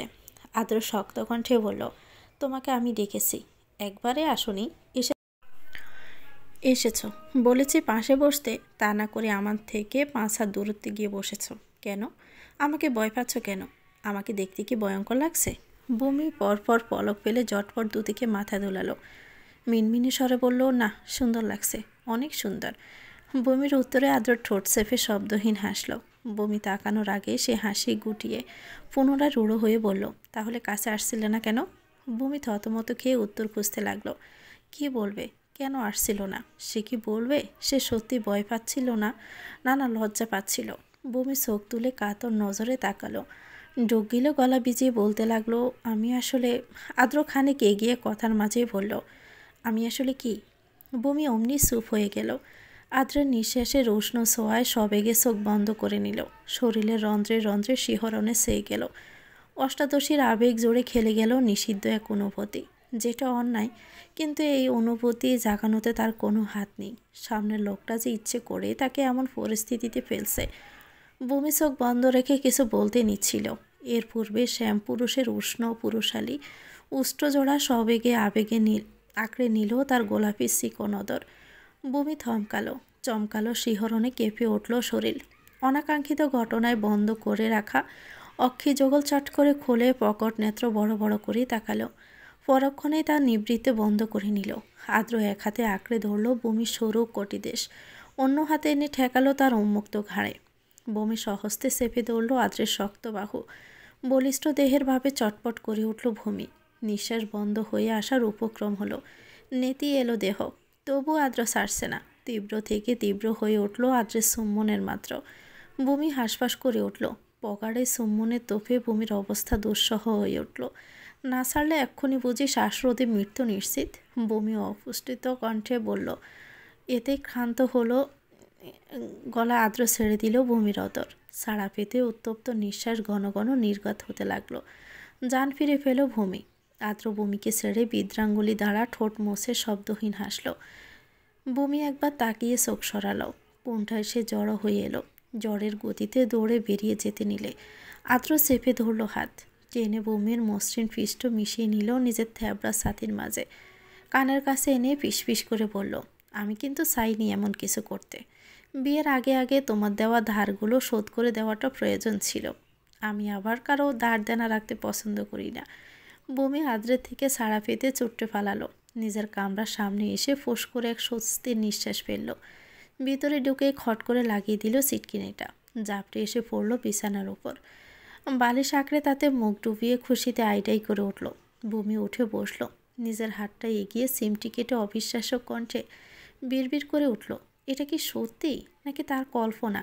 উত্তেজনায় কিছুটা জোরে সিমটি কেটে নিল। ব্যথায় হঠাৎ কুঁকড়ে উঠল। এতে সে আশ্বস্ত হয়ে যায়। এটা সত্যি ছিল, তার কোনো কল্পনা নয়। আদ্রভাইয়া সত্যি তাকে চুমু খেয়েছে। প্রথমবারের মতো এতটা কাছে চলে এসেছে। বমি কাঁপা হাত আপনা আপনি ছুঁয়ে দিল তার অদর। অনুভব করতে চাইল একটু আগে এখানেই ছুঁয়েছিল উনি। প্রথমবারের মতো ছুঁয়ে দিল। ইস, এবার কি ওনার মুখোমুখি হবে কি করে? কথাটা ভেবে লজ্জায় বমি দুহাত চেপে ধরল মুখ। প্রায় মাঝরাত অবধি নির্গমে কাটল তার। তার জীবনের শ্রেষ্ঠ দিনটি ছিল যে আজ। কিভাবে যে সব কিছু ভুলে আরামসে ঘুমাবে। একই দিনে আজ সব কিছু পাওয়া হয়ে গিয়েছে। আজকের দিনটা সত্যি সিনেমার মতো লাগছে তার। এই খুশি কাটিয়ে উঠতে হলে তাকে এভাবে কাটিয়ে দিতে হবে আরও একটি জীবন। বমি পুরো রাত হাঁসফাঁস করল। নির্ঘুম এফাঁস ওপাস করতে লাগলো। প্রায় ভোর রাতের দিকে বুঝে এলো চোখ। ভোরের আলো ফুটে রোশনি মামা, সূর্যি মামা তার রোশনি নিয়ে পশ্চিমে হেলতে শুরু করেছে। একজাক উত্তপ্ত ঝাঁঝালো রোদ জানালা গলি ঠিকরে পড়ছে সমস্ত ঘরময়। সকাল 7টার কাটা পেরিয়ে 8টায় চলমান। দুই গৃহিণী উঠে সেই সকালে ব্যস্ত হাতে সামনে নিচ্ছে ঘরের সকল কাজ। বাড়ির 2 কর্তা খেয়ে বেরিয়েছে অফিসের উদ্দেশ্যে। আজ থেকে বাড়ির ছোটদের নিয়েও কোনো তাড়া নেই। কলেজ পরীক্ষার পাঠ শুকিয়ে 3 মাসের পাক্কা রেস্ট। সকাল 10টার আগে তারা যে দরাসোয়ারও বাহিরে সেটাই কোনো সন্দেহ নেই। নাস্তা রেডি করে দুজা একসাথে এসে বসেছেন সোফায়। সাবরিনা বোনের দিকে তাকিয়ে উৎকণ্ঠা নিয়ে বলে উঠলেন, আপা, একটা কথা বলতাম। সাবিনা বোনের দিকে তাকিয়ে প্রশ্ন করলেন, কি কথা ছোট, বল না। সাবরিনা জড়তা কাটাতে চাইলেন, হাহুতাশ করে বললেন, আমার মেয়েকে তোমার ছেলের বউ করতে কোনো আপত্তি নেই তো? মন থেকে মেনে নিয়েছো তো? বোনের এমন কথায় সাবিনা থমথমে চেহারায় কপালে গাঢ় বাস ফেলে তাকালেন। রুষ্ট কণ্ঠে বললেন, এটা তুই কেমন কথা বললি বোন? বমিকে আমি আমার আদ্রির চেয়ে কি কম কখনো ভেবেছিলাম? আমার মেয়েটা আমার ছেলের বউ হয়ে আমার ঘরে আসবে, এটা তো আনন্দের ব্যাপার। তুই তোর বোনকে কি বিশ্বাস করিস না? না না আপা, তেমন কথা নয়। আসলে ভাইজান তো আমার মেয়েটাকে। সাবরিনা মুখ ভার করে কথাটা বলতে নিলে সাবিনা থামিয়ে দিয়ে বলেন, তোর ভাইজানেরও কোনো আপত্তি নেই বমিকে নিজের বৌমা হিসাবে মানতে। উনি তো রেগে আছেন আদ্রের উপর, তাই অমন করে কথা বলেছেন। তুই চিন্তা করিস না, সব কিছু ঠিক হয়ে যাবে। সাবরিনা আশ্বস্ত হয়ে বোনকে জড়িয়ে ধরে হাসল। তখনই সিঁড়ি বেয়ে নেমে আসতে দেখা গেল বমিকে। চোখে মুখে ঘুম আর পাহাড় সমান বিদিষ্টতা। সারা রাত এপাশ ওপাশ করে সকাল সকাল ঘুম ভেঙে গিয়েছে। সময়টাও চলছে আজ কচ্ছপের গতিতে। বমি না ফিরে এক প্রকার বিতৃষ্ণা নিয়ে উঠে এসেছে নিচে। স্কুল কলেজ কিচ্ছু নেই, তাও এত সকালে মেয়েকে আসতে দেখে দুজনে হতভম্ব হয়। বমি হাই তুলতে তুলতে এসে মনির কাঁধে মাথা রেখে আদা শোয়া হয়ে চোখ বন্ধ করে বসে পড়ে। সাবিনা হাসে, এক হাতে বমিকে আগলে ধরে মাথায় বেলি কেটে দিতে দিতে বলেন, ও বমি, তুই এত সকালে কেন উঠেছিস আজ? বমি গুম গুম কণ্ঠে মুখ ফুলিয়ে উত্তর দেয়, উঠবো কি মনি, ঘুমিতে আসেনি। সে কি কথা? ঘুম পাগলি মেয়ে যদি বলে ঘুম আসেনি, এ কথা কিভাবে মানা যাবে? সাবরিনা পাশ থেকে নাক ছিটকে বলে, তখন তো কলেজ চুরি করতে শয়তানির ধান্দা ছিল, এখন শয়তান আর ধরা ছোঁয়াও আসছে না। বমি মুখ ভার করে বলে, ভালো। কথার মাঝে রেডি হয়ে ব্যস্ত ভঙ্গিতে নেমে এলো আদ্র, হাতে কলেজের ব্যাগ ধরে রাখা। সাবিনা বমি থেকে চোখ সরিয়ে সামনে তাকাতে ছেলেকে দেখে উদ্বিগ্ন হয়ে বলে ওঠে, এ কি বাবা, আজ এত জলদি চলে যাচ্ছিস যে? মনির মুখে আদ্রের নাম শুনে বমি এক লাফে মাথা তুলে বসে। যুবথুবু চেহারা আর অগোছালো চুল হাত দিয়ে খানিক ঠিক করে ফোলা ফোলা চোখে সে সামনে তাকায়। অমনি চোখাচোখি হয় দুজনের। আদ্র মায়ের ডাকে সোজা হয়ে এসে দাঁড়িয়েছে বমিদের ঠিক সামনে। বমি আদ্রের চোখে চোখ পড়তেই হুট করে মনে পড়ে যায় কাল রাতের বিষয়টা। মুখে এসে হানা দেয় লজ্জা। সহসায় চোখ নামিয়ে ঠেকায় নিছে। আদ্র বমির দিকে এক নজরে তাকিয়ে থেকে উত্তর দেয়, একটু কাজ ছিল সেজন্য। সাবিনা তাড়া দিয়ে বলে, আয় বাবা, নাস্তা করে নি তাহলে। আদ্র মায়ের পিছন পিছন এগিয়ে যায় টেবিলের দিকে। আড়াল হতে বমি সোফার পাকে গলে ছোড়া চোখে তাকায় সেদিকে। ফেল ফেল করে চেয়ে থাকে। মুখে হাসি ঝুলিয়ে বিড়বিড় করে, কি সুন্দর লাগছে ওনাকে। পরক্ষণে মনে পড়ে দুদিন পরেই তো তাদের বিয়ে। এখন তো সেও আর নেই ওই কলেজে। তাহলে প্রতিদিন যদি এমন সুন্দর করে যায়, সব মেয়েরা তো ওনার দিকে ট্যাপ ট্যাপ করে চেয়ে চোখ দিয়ে যেন গিলে খাবে। বমি কথাটা ভেবে আটকে ওঠার মতো করে, না, এভাবে তার জিনিসে কারো নজর দেওয়া চলবে না, তাকে কিছু একটা করতে হবে ভেবে মাথায় জোর খাটাতে ব্যস্ত হয়ে পড়ে। বহমান সময় চলছে আপন গতিতে। কখনো রোদ, কখনো বৃষ্টি, কখনো বা নিস্তব্ধ সরোবর। প্রকৃতিও যেন তুলেছে তার আপন রূপ, করে চলেছে মন মর্জি। যেখানে সকাল থেকে চারদিকে কাঠফাটা উত্তপ্ত রোদ, তো বিকেলের দৃশ্য মনোরম। শেষ বিকেলে গোধূলিতে কমলা রঙার অম্বরী, মৃদুমন্দ বাতাসের হাত ছানিয়ে হালকা শীতলতার ভাব। সময়ের সাথে পাল্লা দিয়ে চলছে শান্তি মঞ্জিল এর ব্যস্ততা। দুপুর গড়িয়ে সময় পড়েছে বিকেল প্রায় 4টা ছুঁই। দুপুরের খাবার শেষ করে আজ বেরোয়নি। গৃহিণীরা ব্যস্ততা মিটিয়ে ছুটেছে বিয়ের কেনাকাটা করতে। মাঝেই তো সময় রয়ে গিয়েছে মাত্র 3 দিন। বিশাল বাড়িতে একা থেকে গিয়েছে ভূমি। অবশ্য একা বলা চলে না, পাশের ঘরে সাদাপ রয়েছে, নিচে কাজের 2 খালা। বাড়ির 2 কর্তা অফিস শেষে ফিরবেন রাত 8টা কি 9টা। আদ্র এখনও ফিরেনি। ফাহাদ সে কাজের বাহানায় ভোরে রওনা হয়ে গিয়েছে ঢাকার উদ্দেশ্যে। অবশ্য তাহমিনাও যেতে চেয়েছিল, কিন্তু 2 ভাইয়ের বউ দিলে তো না চাইতেও থেকে যেতে হলো। তাছাড়া উপায়ও কি, 2 দিন পরই তো ভাতিজা ভাতিজির বিয়ে। চারদিকে আসরের সমুদ্র ধ্বনিতে ঘুম ভাঙে বমির। এই অবেলায় কখনো ঘুমানোর অভ্যেস তার নেই। আজ পুরো বাড়ি নিস্তব্ধ, কেউ নেই। যা কিছু সময় না পারতেই টিভি নিয়ে বসেছিল। বিরক্ত হয়ে নিজের ঘরে এসে শুয়ে পড়ল। আনমনে হাবিজাবি ভাবতে ভাবতে পাড়ি জমালো ঘুমের রাজ্যে। বমি পিটপিট করে চোখ খুলে আড়মোড়া ভেঙে উঠে বসল। মন খারাপ লেগেছে বেশ। বিকেলে না ঘুমানোর এটাই একটা বড় কারণ হলো, কোনো কারণ ছাড়াই মন খারাপ হয়। চোখ মুখ কোঁচকে বেলকুনিতে এসে দাঁড়ালো। এটা তার ভীষণ অপ্রিয় জায়গা। মাসে 2 বারও কখনোই এই জায়গায় পা রাখা হয় না। চারিপাশ খানিক রক্তিম আকার ধারণ করে আছে। সময়টা সঠিক না বুঝলেও আন্দাজ করতে পারছে বেশ। বমি তাকিয়ে আছে দূরের গেটের দিকে। জনমানবহীন জায়গায় কোথাও কেউ নেই। কেবল 2টো কুকুর হাঁটছে রাস্তায়। মিনিট 5 দাঁড়িয়ে থেকেও মন ভালো হলো না। রুমে ঘুরে প্রবেশ করতে যাবে কি, তার দূর থেকে দেখা গেল তার কাঙ্ক্ষিত মানুষটাকে।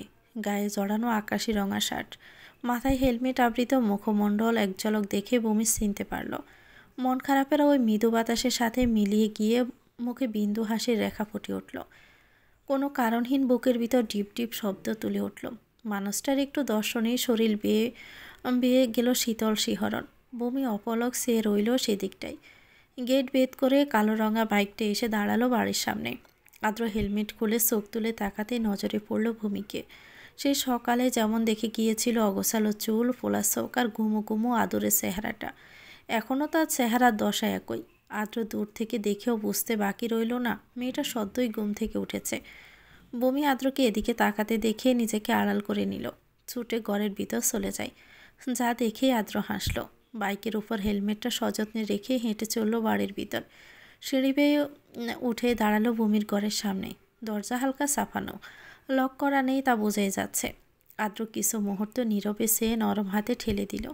শব্দহীন খুলে গেল দরজা। দরজার ঠিক সামনেই দাঁড়িয়েছিল বমি। হয়তো অপেক্ষা করেছিল আদ্র যখন উপরে উঠে আসবে আড়াল থেকে তাকে দেখবে।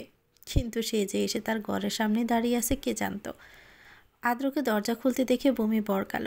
ধরা পড়ে যাওয়ার মতো করে ঘাবড়ে দোফা পিছিয়ে গেল। চোরাচোখে কিছু সময় তার দিকে চেয়ে থেকে লজ্জায় চোখ নামিয়ে ঠেকালো মেঝেতে। আদ্র মুগ্ধ নয়নে বমির দিকে কিছু মুহূর্তে চেয়ে থেকে ভিতরে ঢুকে সোজা গিয়ে বসে পড়ল বিছানার উপর। কাঁধের উপর ক্রস আকৃতিতে ঝোলানো ব্যাগটা পাশে রেখে সেন্টটা খুলল। ভিতর থেকে বের করলো হলুদ রঙের মিশ্রিত মসৃণ বক্সটা এদিক সেদিক ঘুরিয়ে দেখতে দেখতে ডাকলো বমিকে, এদিকে এসো। বমি আটকে উঠল। কালো এভাবে ডেকেছিল, সুন্দর করে ডেকে নিয়ে গিয়ে এত বড় একটা চুমু খেয়ে বসলো। এবার কেন ডাকছে এভাবে? আজকেও কি সেই চুমু দিবে? বমি এগোলো না, ভীত নজরে চেয়ে রইল আদ্রের দিকে। বমিকে নড়তে না দেখে আদ্র কণ্ঠ শক্ত করে পুনরায় ডাকলো, কি হলো, এদিকে এসো। বমি কথা না বাড়িয়ে স্থির পদক্ষেপ পেলে এগিয়ে জড়তা নিয়ে বিছানার কিনারা ঘেঁষে বসে পড়ল, যেন এটা তার রুম নয়, অন্য ঘরে গিয়ে বসেছে তার অনুমতি ব্যতীত। আদ্র বমির কাণ্ডে মুখ টিপে হাসল। মেয়েটা যে ভয় পাচ্ছে তা তার চেহারায় স্পষ্ট। পরক্ষণে মুখ গম্ভীর করে বলল, সুন্দর করে বসো। এমন করছো মনে হচ্ছে আমি অপরিচিত কেউ। আমি তোমার হবু স্বামী, সেটা বলে যাচ্ছ? বমি আদ্রের ধমকে এক লাফে সোজা হয়ে গেল, মুখ ভার করে চাইল। এমনিতে তার মন মেজাজ ভালো না, তারপর কেমন করছে। বহুদিন পর আজ লোকটাকে তার কাছে হিটলারের মতো লাগছে। আদ্র বমির দিকে ফলে পাটা বক্সটা বাড়িয়ে দিয়ে স্থূল কণ্ঠে বলল, এটা খুলে দেখো পছন্দ হয় কিনা। বমি আদ্রের বাড়িয়ে দেওয়া বক্সটার দিকে এক পলক চেয়ে দ্বিধাদ্বন্দ্বে হাত বাড়িয়ে নিজের কাছে নিল। উপরের প্রলেপ খুলতে বমির চোখ মুখ উজ্জ্বল হয়ে উঠল, অদর গলে একগাল হাসি ফুটে উঠল। উত্তেজিত হয়ে প্রফুল্ল কণ্ঠে বলল, মোবাইল? আমার জন্য এটা? আদ্র হাসল, উপর নিচ মাথা নাড়িয়ে সম্মতি জানালো, এটা তার জন্যই আনা হয়েছে। বমি কাঁপা হাতে বক্সটা খুলতে লাগলো। অবশেষে সেও নিজের মোবাইল ইউজ করবে। ক্লাস 10-এর পরীক্ষার পর থেকে বলে আসছে মোবাইলের জন্য, কিন্তু কেউ পাত্তা দেয়নি। আব্বু বড় আব্বু রাজি হলো, আগবাদে সেদে সোজা না করে দিত মা। বমি খুলতে খুলতে না তাকিয়ে জিজ্ঞেস করলো, আদ্রির জন্য আনেননি? আদ্র মিহি কণ্ঠে জবাব দিল, এনেছি। বক্সটা খুলে তার ভিতর থেকে আবিষ্কার করলো স্কাই ব্লু কালারের ফোনটা। হাতে তুলে নিতে তা এটে সেটে গেল তার ছোট্ট হাতে। বমি উপর নিচ ঘুরিয়ে ঘুরিয়ে দেখতে লাগলো, খুশিতে আটখানা হয়ে লজ্জা সরম কাঁপাকাঁপি বলে। হঠাৎ আদ্রকে জাপটে দৌড়ে উৎপল্লা হয়ে বলে উঠল, থ্যাংক ইউ আদ্র ভাইয়া, আপনি অনেক ভালো। আদ্র আকস্মিক হকসকালো, বমি ঝাঁপিয়ে পড়ায় ফেসালো দেহ। উপস্থিতি বসতেই হাসলো, এক হাতে আগলে নিল ভূমিকেও। আদ্র হঠাৎ দুষ্ট হেসে কানের কাছে ফিসফিস করে বলে উঠল, বাড়ি একা পেয়ে তুমি এভাবে একটা ছেলেকে। কথাটুকু সম্পন্ন হওয়ার পূর্বে ভূমি সো মেরে উঠিয়ে নিল মাথা, চেপে ধরল আদ্রের গাল। রাগ লজ্জা দুটো একসাথে বেশি এলো মুখশ্রীতে।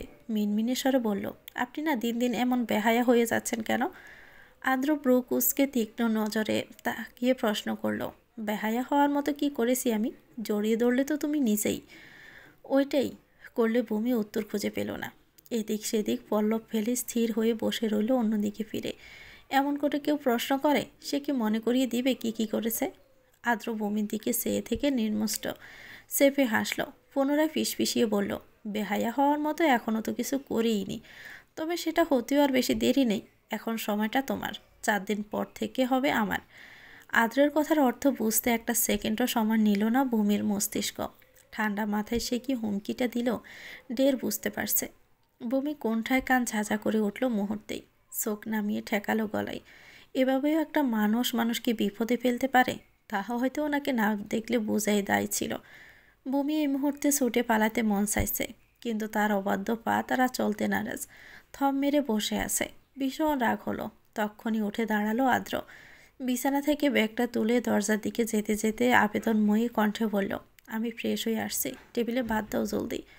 ভূমি ফট করে তাকালো আদ্রের যাওয়ার দিকে। ইস, আদ্রের এমন আদেশের সুরে বলা কথাটা শুনেই এখন থেকে নিজেকে বউ মনে হতে লাগলো। বমি থামলো না, খুশিতে গদগদ হয়ে দৌড়ে বেরিয়ে এলো ঘর থেকে। আধার নেমেছে ধরণীতে, পশ্চিম আকাশের তলদেশে মুখ লুকিয়েছে সূর্য। সন্ধ্যা পেরিয়ে সময় 7টার ঘরে।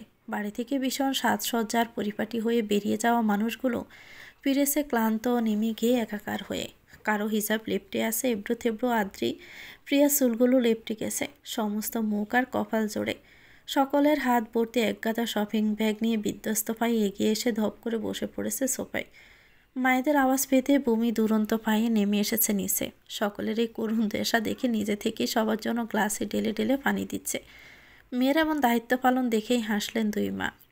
সাবিনা সোফায় বসা অবস্থায় গায়ে জড়ানো বোরকাটা খুলতে খুলতে বমির দিকে তাকিয়ে বলে, বমি দেখ তো শাড়িটা তোর পছন্দ হয় কি না। মনির কথায় বমি খানিক লজ্জা মাখা চাহনিতে তাকালো টেবিলের উপর রাখা ব্যাগগুলোর দিকে। এগিয়ে তা দেখার আগে আদ্রি নিজ উদ্দিকে একটি ব্যাগ বের করে পিছু ছুটালো। তার ভিতর থেকে আবিষ্কার করলো অফ হোয়াইট কালারের নিখুঁত কাজের বেনারসি, সাথে বেরিয়ে এলো মেরুন রঙা দোপাট্টা। বমি বিস্ময়কর চাহনিতে তাকিয়ে রইল শাড়িটার দিকে। বেশ সুন্দর কারুকাজ, আর উপরে বিয়ের দিন মেয়েরা লাল, খয়েরি কিংবা রং সঙ্গে শাড়ি পরে, কিন্তু তার জন্য সাদা আনা হয়েছে কেন? সে সাদা শাড়ি পরে বিয়ে করবে? মুখভঙ্গি দেখে সাবিনা কিছুটা উদ্বিগ্ন হয়ে জিজ্ঞেস করলেন, কিরে তোর ভালো লাগেনি? বমি খানিকটা হাঁসফাঁস করলো, মুখে হাসি টেনে মাথা কাত করে জানালো ভালো লেগেছে। নিয়ে যখন চলেই এসেছে এখন কি বলবে? এ কালার কেন আনা হয়েছে? সে বউ মানুষ, তাকে যেমন দেওয়া হবে তেমনই পড়তে হবে, বউদের বেশি কথা বলতে নেই। সাবিনা হাসলেন, উৎপল কণ্ঠে জানালেন, আত্রই বলেছে এই কালারের শাড়ি আর শেরওয়ানি আনতে। আমি ভেবেছিলাম খয়েরি বা লালে নিব, কিন্তু বিয়ে যা তার পছন্দে কিনতে হবে, তাই না? সপ্তাহে ঘুরতে অবশেষে দাঁড়গন্ডায় উপস্থিত হলো কাঙ্ক্ষিত দিনটি। সকাল থেকে ভীষণ ব্যস্ত গৃহিণীরা এদিক সেদিক দৌড়াদৌড়িতে অতিষ্ঠ হয়ে উঠেছেন এক প্রকার। ঘরের 2 ছেলে মেয়ের বিয়ে নিজ হাতে কিছু করবেন না তা কি করে হয়? সাবিনা ভোর সকালে উঠেই লেগে পড়েছেন হাতে বানানো নাস্তা তৈরি করতে। সাথে সাথে সব এগিয়ে দিচ্ছেন খালেদা। তার মুখে বিশেষ হাসি নেই, এ বিয়েতে খানিকটা নারাজ বটে। তার ভাষ্যমতে 2 ছেলে মেয়েকে 2 জায়গায় দিলে ভালো বর দেখে বিয়ে দিবে, নতুন জায়গা দেখবে, নতুন সদস্য আসবে, সাথে আসবে হরেক রকমের ঘর ভর্তি জিনিস। কিন্তু তার সাওয়ায় কি আর কার কি আসে যায়, যেখানে বাপ সাসা আটকাতেই ব্যর্থ। সাবিনা কড়াই ভর্তি তেলে ছাঁচে পিঠা চোবাচ্ছে, পুনরায় তুলছে।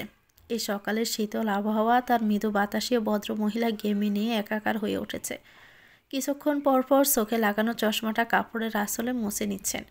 পাশ থেকে রুষ্ট চোখে চেয়ে আছে সাবরিনা। সে বারণ করেছে, বারবার নিষেধ করেছে বোনকে। এটা মেয়ের পক্ষের কাজ, আদিযুগ থেকে চলে আসছে যে নিয়ম।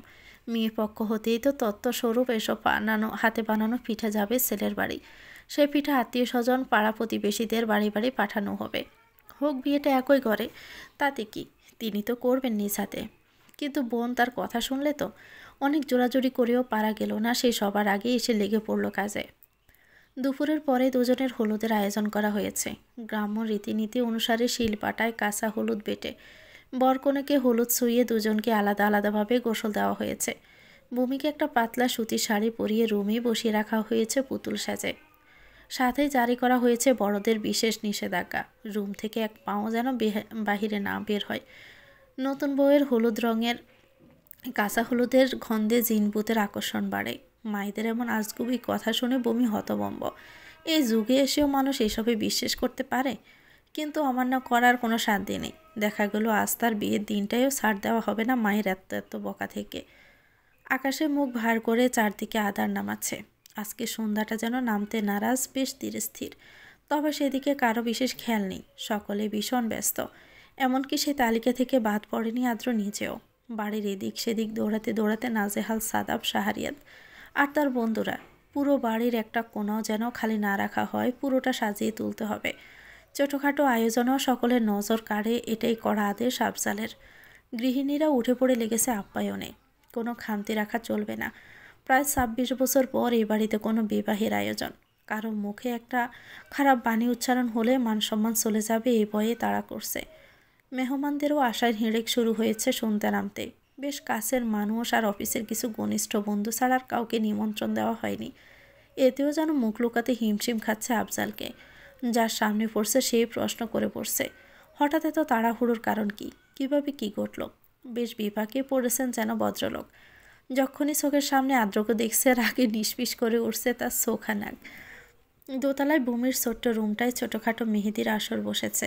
পরনে হলুদের উপর সবুজ পাইলের মিশেলে তাঁতের শাড়ি পরানো হয়েছে তাকে। মাথায় বড় করে ঘোমটা টেনে দেওয়া হয়েছে। হলুদ মাখানো হলদেটে চেহারায় কোনো প্রসাধনীর ছোঁয়া নেই, তাও যেন ঠিকরে পড়ছে মেয়েটার সৌন্দর্য। নজর কাটছে সবার। বিছানার মাঝখানটা জড়সড় হয়ে লাজুক মুখে বসে আছে সে, তার চারপাশে বসেছে মেয়ে দলের বিশাল আড্ডা। সন্ধ্যার পরপরই সকল বান্ধবীরা দাঁড়গোড়ায় হাজির হয়েছিল। তারা আসতে খানিক বিড়ম্বনায় পড়েছিল ভূমি। ইপ্তি তো মুখ ভার করে কথা না বলেই বসেছিল। তাকে কেন আগে জানানো হয়নি আদ্র স্যার আর তার প্রেম চলছে, সেটা বিয়ে অবধি পৌঁছে গেছে, অথচ বান্ধবী হয়েও তারা জানে না। বান্ধবীদের রাগ ভাঙাতে বেশ কাঠখড় পোড়াতে হয়েছে আজ বিয়ের দিনেও। প্রিয়া তার দক্ষ হাতে ভূমির 2 হাতের কোণই থেকে আঙ্গুল অবধি মেহেদির নিপুণ কারুকলায় রাঙিয়ে তুলেছে। সাথে দু হাতে তালোর মাঝ বরাবর ইংরেজি গোটা গোটা অক্ষরে লিখে দিয়েছে আদ্র নামটা। পুরো হাতের আকর্ষণ যেন ওই নামটাই কেড়ে নিয়েছে একাই। বমি যতবারই নিজের হাতে লেখা মানুষটার নামটা দেখছে ততবারে লজ্জায় আড়ষ্ট হচ্ছে। নার্ভাসনেস, ভয় আর অজানা এক অনুভূতিতে বুক ফেট গুড়গুড় করে উঠছে। রাত 8টা পার হতে খাওয়া দাওয়ার আয়োজন শুরু হয়। উঠোনের এক পাশটায় প্যান্ডেল করা হয়েছে, তাতে সারিবদ্ধভাবে পাতানো হয়েছে টেবিল। সারা বাড়ি জুড়ে বাতাসের সঙ্গে মৌ মৌ করছে খাবারের তীব্র গন্ধ। এতেই যেন কাহিল অবস্থা ভূমির। খিদের জ্বালায় সন্ধ্যা থেকে পেট নাক মুচড়াচ্ছে। খিদে পেট ছিঁড়ে যাওয়ার অবস্থা শেষ। সেই সকালে হালকা নাস্তা খেয়েছিল, দুপুরেও কিছু খাওয়া হয়নি। সেদিকে বেমালুম কারো খেয়াল নেই। বসে থাকতে থাকতে অসহ্য হয়ে উঠেছে কোমর ব্যথায়। সকলের হাসাহাসি আড্ডাতেও বমি বিরক্তিতে হাঁসফাঁস করছে। কেউ তো একটু জিজ্ঞেস করতে পারে তার কিছু লাগবে কি না, কিন্তু তাতে কোনো মনোযোগ নেই কারো। মাথা উঁচিয়ে বারবার উকি দিচ্ছে জর্দার ফাঁক গলে। এ আশায় বুক বাসাচ্ছে কেউ যদি একটু খাবার নিয়ে আসে। এর মাঝে অনাকাঙ্ক্ষিতভাবে দরজা ঠেলে হাতে খাবার ভর্তি প্লেট সমেত ঘরে প্রবেশ করে আদ্র। আওয়াজ পেয়ে সকলে তৎক্ষণাৎ সেদিকে তাকালো। হাসাহাসি থেমে এলো, খানিক নিস্তব্ধ হলো। এতক্ষণে জমে ওঠা আসর। সারাদিন পর মানুষটার এক পলক দর্শন পেয়ে যেন খুশিতে মন মেজাজ ফুরফুরা হয়ে উঠল ভূমির। লজ্জায় জড়ো হলো খানিকটা। গেমি নিয়ে একা সে। সাদা রঙা পাতলা পাঞ্জাবি এঁটে সেটে লেপটে আছে শক্ত বাহুতে। ঘন কালো চুল ভাঁজ ভেঙে কিছুটা পড়ে আছে কপালের মধ্যিখানে। বমি লাজুক চোখে চেয়ে থাকে, তৎক্ষণাৎই চোখ সরালো। উপস্থিত এতগুলো মেয়ে লোকের আগ্রহ ভরা কৌতূহলী নজর বিব্রত করল না তার সাহনীকে। আদ্র বনিতাহীন স্বাভাবিক কণ্ঠে বলল, আদ্রি, সবাইকে নিয়ে যা, খেতে যা, ডাকছে তোদের। আদ্রের কথা শুনে মুখ টিপে টিপে সবাই হাসলো। ইপ্তি বমির কানের কাছে মুখ নিয়ে ঠান্ডা স্বরে ফিসফিস করলো, তোর সাথে একা সময় কাটাতে আমাদের কিভাবে বাহানা দিয়ে বের করে দিচ্ছে দেখেছিস? মেয়েটার কথায় বমি কোণঠায় নিতে এলো। চোখ কিঞ্চিত গরম করে তাকাতেই উঠে সকলে পাশ কাটিয়ে ঘর ছাড়ল। বমি চুপটি মেরে বসে রইল। আগের তুলনায় গুটিয়ে গেল তার দেহ। বুকের ভিতরে ডিপ ডিপ লাগানো শব্দ জোরালো হলো। আদ্র স্থির পদচারণে এগুলো সামনে বসলো বমির পাশেই। মন্ত্রমুগ্ধ বিব্বল সে রইল কিছু সময়। জুনি লাইটের টিপটাপ জ্বলতে থাকা রং বেরঙের আলোতে আবৃত তার মায়াপরীর পানে। সে ছোট্ট মেয়েটা যাকে নিজের প্রতিযোগী ভেবে কতই না নির্দয় আচরণ করেছিল, কতটা না অমানবিক আচরণ। ফিরেছিল তাকেও সমান কষ্ট দিতে, যেমনটা সেও পেয়েছিল এতগুলো বছর ধরে। কিন্তু কে জানতো সে মেয়েটাই তার কঠোর হৃদয়ের এমন উত্তাল সাগরের ন্যায় ঢেউ তুলবে, গেঁথে যাবে নিঃশ্বাসের প্রতিটি প্রবাহে। বমি হতচেতন হয়ে রইল আদ্রের পানে। তার এই তীক্ষ্ণ সুচালো নজর নড়ে বড়ে উঠল অন্তর। ঘাবড়ানো তার বোতল। সহসায় চোখ নামাতে কানে এলো নিখাত শীতল কণ্ঠস্বর, হা করো। বমির কান অবধি বোধহয় ফুসালো না দুঃশব্দের কথাটুকুন। আনমনে চোখ তুলে শব্দ করে উঠল, আদ্র স্বর অপরিবর্তিত করল, হা করো। বমি আকফিস না ভেবে মুখ ফাঁকা করে এলো। সে বুঝেনি কিভাবে কি ঘটেছে। সবাই যেন কারো কন্ট্রোলে ঘটল। আদ্র হাসলো, কোমল হাতে লোকমা তুলে দিলেও বমির মুখে। বমি অকপটে তা মুখে পুরে নিল। দুপুরে কিছু খাওনি? খিদে পেয়েছে নিশ্চয়ই। কাউকে বলনি কেন খাবার দিতে? আদ্র দীর মোলায়েম কণ্ঠ। বমি পুলকিত চোখে চাইল। সুশ্রী মিহি কণ্ঠে জবাব দিল, কেউ আসছিলই না তো জিজ্ঞেস করতে। আমি কিভাবে নিজে থেকে চাইতাম? আদ্র পুনরায় লোকমা তুলে দিতে দিতে বলল, মোবাইলে সিম লাগানো আছে, আমার নাম্বার সেভ করে দেওয়া আছে, কল দাওনি কেন? বমি উত্তর দিল না, চুপ করে রইল। কিছু মুহূর্তে প্লেট ফাঁকা করে আদ্র উঠে দাঁড়ালো। এত অল্প সময়ে কিভাবে এক প্লেট ভাত শেষ হয়ে গেল, বিষয়টা স্মরণে আসতে চমকালো ভূমি। ভাত চিবাতে চিবাতে প্রকট চোখে চেয়ে রইল আদ্রের দিকে। আদ্র উঠে সামনে গ্লাস বাড়িয়ে দিল। বমি ডকডক করে শেষ করলো সম্পূর্ণটুকু। আদ্র প্লেট হাতে ফিরে যেতে উদ্যত হয়েও পিছনে চাইল। মাথা হালকা ঝুঁকিয়ে অদর সোয়ালো বমির হলুদ ছোঁয়াটে মসৃণ ললাটে। সুগভীর স্বরে বলে গেল, অপেক্ষায় থাকলাম মায়াপুরী। কিছু সময়ের মাঝে ঘরভর্তি মানুষের উপস্থিতি। গিজ গিজ করছে, একে অপরকে ঠেলে আগাতেও হিমশিম খেতে হচ্ছে। ড্রয়িং রুমের সোফায় আর টেবিল সরিয়ে পুরো হল জুড়ে গোলাকারভাবে আসন পাতানো হয়েছে। একপাশে আয়োজন রয়েছে বরকনের জন্য। সাফেদ রঙা পোমের আসন পাতানো হয়েছে। মাঝে টানানো হয়েছে ফুলে মোড়ানো পর্দা। একপাশে ছোট সাউন্ড বক্স, অল্প আওয়াজে গান বেজে চলছে।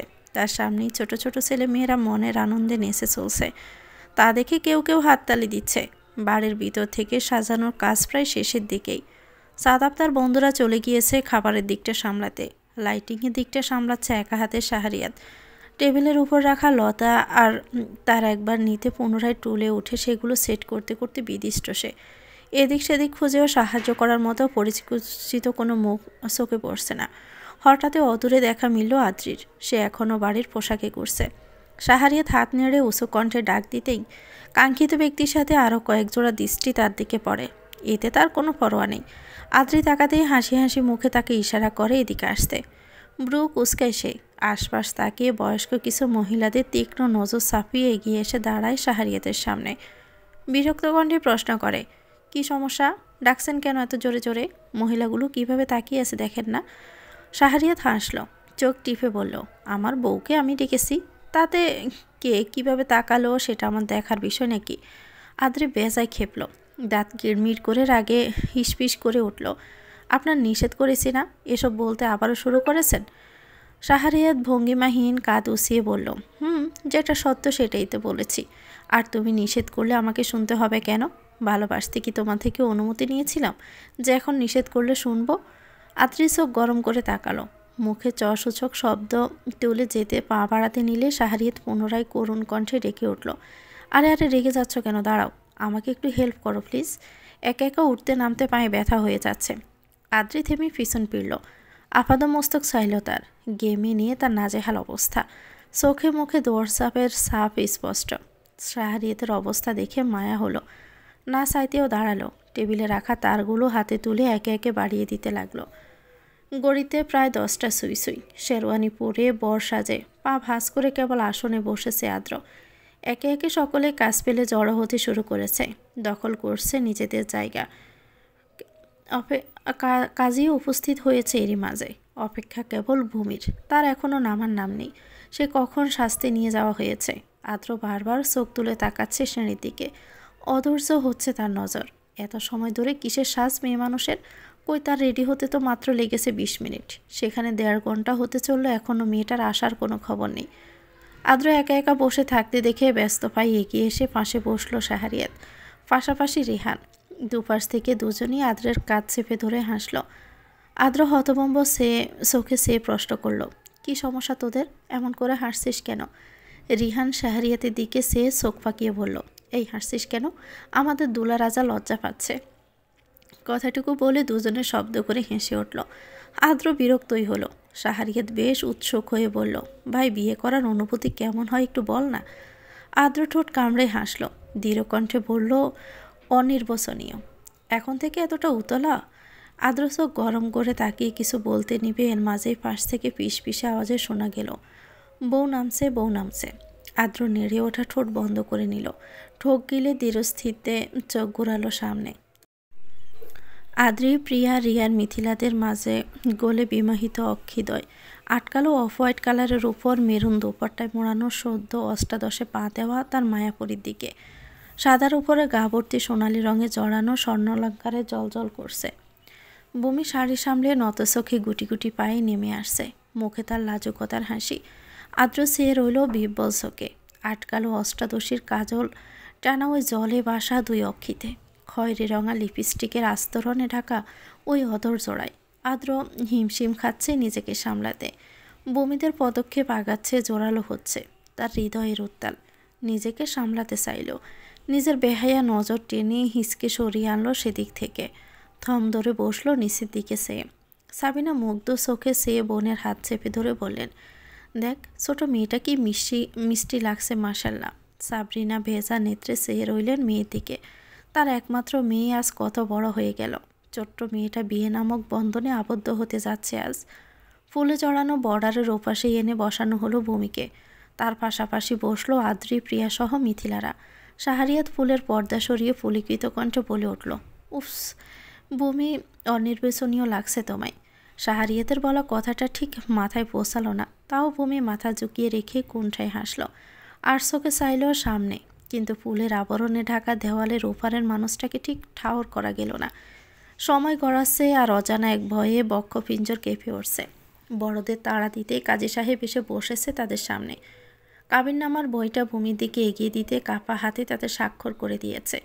পরপর তা এগিয়ে দেওয়া হয়েছে আদ্রের দিকে। সেও বিনা ব্যাঘ্রে সই করে নিয়েছে। কাজে ফিরে বমির দিকে বিয়ে পাঠ করে বলতে বললেন, বলো মা। আলহামদুলিল্লাহ কবুল। কাজী সাহেবের বলা শেষ হতে বমি চাঞ্চল্য চিত্তে তড়িৎ বেগে পরপর আওড়ে নিল, আলহামদুলিল্লাহ কবুল কবুল কবুল। ভূমির এমন বিরতিহীন জড়তাহীন স্ফূর্ত চিত্রে হতবাক হলেন ভদ্রলোক। চোখ পাকিয়ে চাইলেন ভূমির দিকে। নিজের এই কর্মজীবনে এটাই হয়তো প্রথম বউ যে কিনা কাজের আগেই কবুল বলে ফেলল। কাজী হকচকানো কণ্ঠে বললেন, আলহামদুলিল্লাহ। আদ্রের দিকে ফিরে তাকেও একইভাবে বললেন কবুল বলতে সেও বিলম্ববিহীন একবারে বলে নিল 3 কবুল। ভদ্রলোক পরপর হোঁচট খেলেন। 2 বর বউয়ের ভীষণ তাড়া বিয়ে সারার, সাথে খুশিও হলেন এই ভেবে অন্তত 3টা শব্দ শুনতে আধ ঘন্টা পর্যন্ত একই বাক্য পুনরায় উচ্চারণ করে ফেনা তোলার প্রয়োজন পড়েনি। শাহরিয়াত নাক সিটকে বিড়বিড় করে উঠল, শালা, সারা জীবন ঢেঁড়সের মতো পড়ে থাকতে আর এখন সামনে বউ পেয়ে উতলা হয়ে উঠলে। বর বউ কবুল বলতে উপস্থিত সকলে জলমলে হাসলেন সশব্দে আলহামদুলিল্লাহ বলে উঠলেন। মোনাজাত শেষ হতেই মেয়েরা শৌখিন সাজে সজ্জিত একটি আয়না এনে বর্ডারের মাঝ বরাবর ধরে প্রথমে আদ্রের দিকে প্রশ্ন ছড়ে দিল, ভাইয়া আয়নায় কি দেখতে পাচ্ছেন?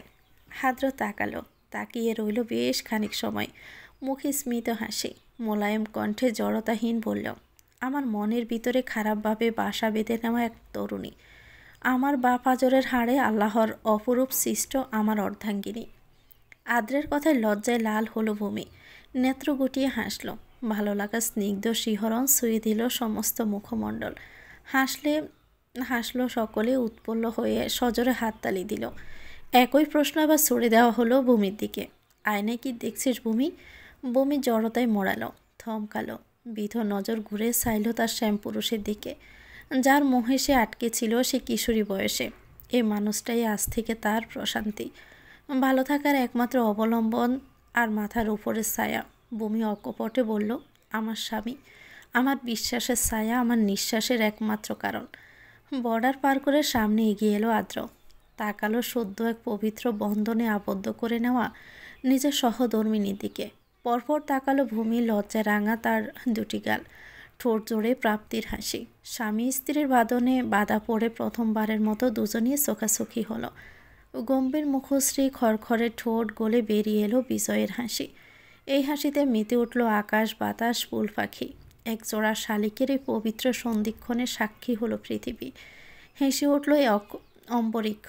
শুনেছ কি তোমরা পাঠকবাসী, ভূমি আদ্রের বৈধ মিলনে বেঁধে যাওয়ায় পেয়েছে কি খবর? তো ভিউয়ার্স, গল্পটির নাম হচ্ছে চেয়েছি তোমার হতে। এটা গল্পের 12তম পর্ব। আগামী পর্বে গল্পটাকে শেষ করে দেওয়া হবে। পরবর্তী পর্ব পেতে চ্যানেলটিকে সাবস্ক্রাইব করে আমাদের সাথে থাকবেন। ভিডিও ভালো লাগলে একটি লাইক দিয়ে দিবেন, কমেন্ট করে জানাবেন কেমন লেগেছে। আল্লাহ হাফেজ, আসসালামু আলাইকুম।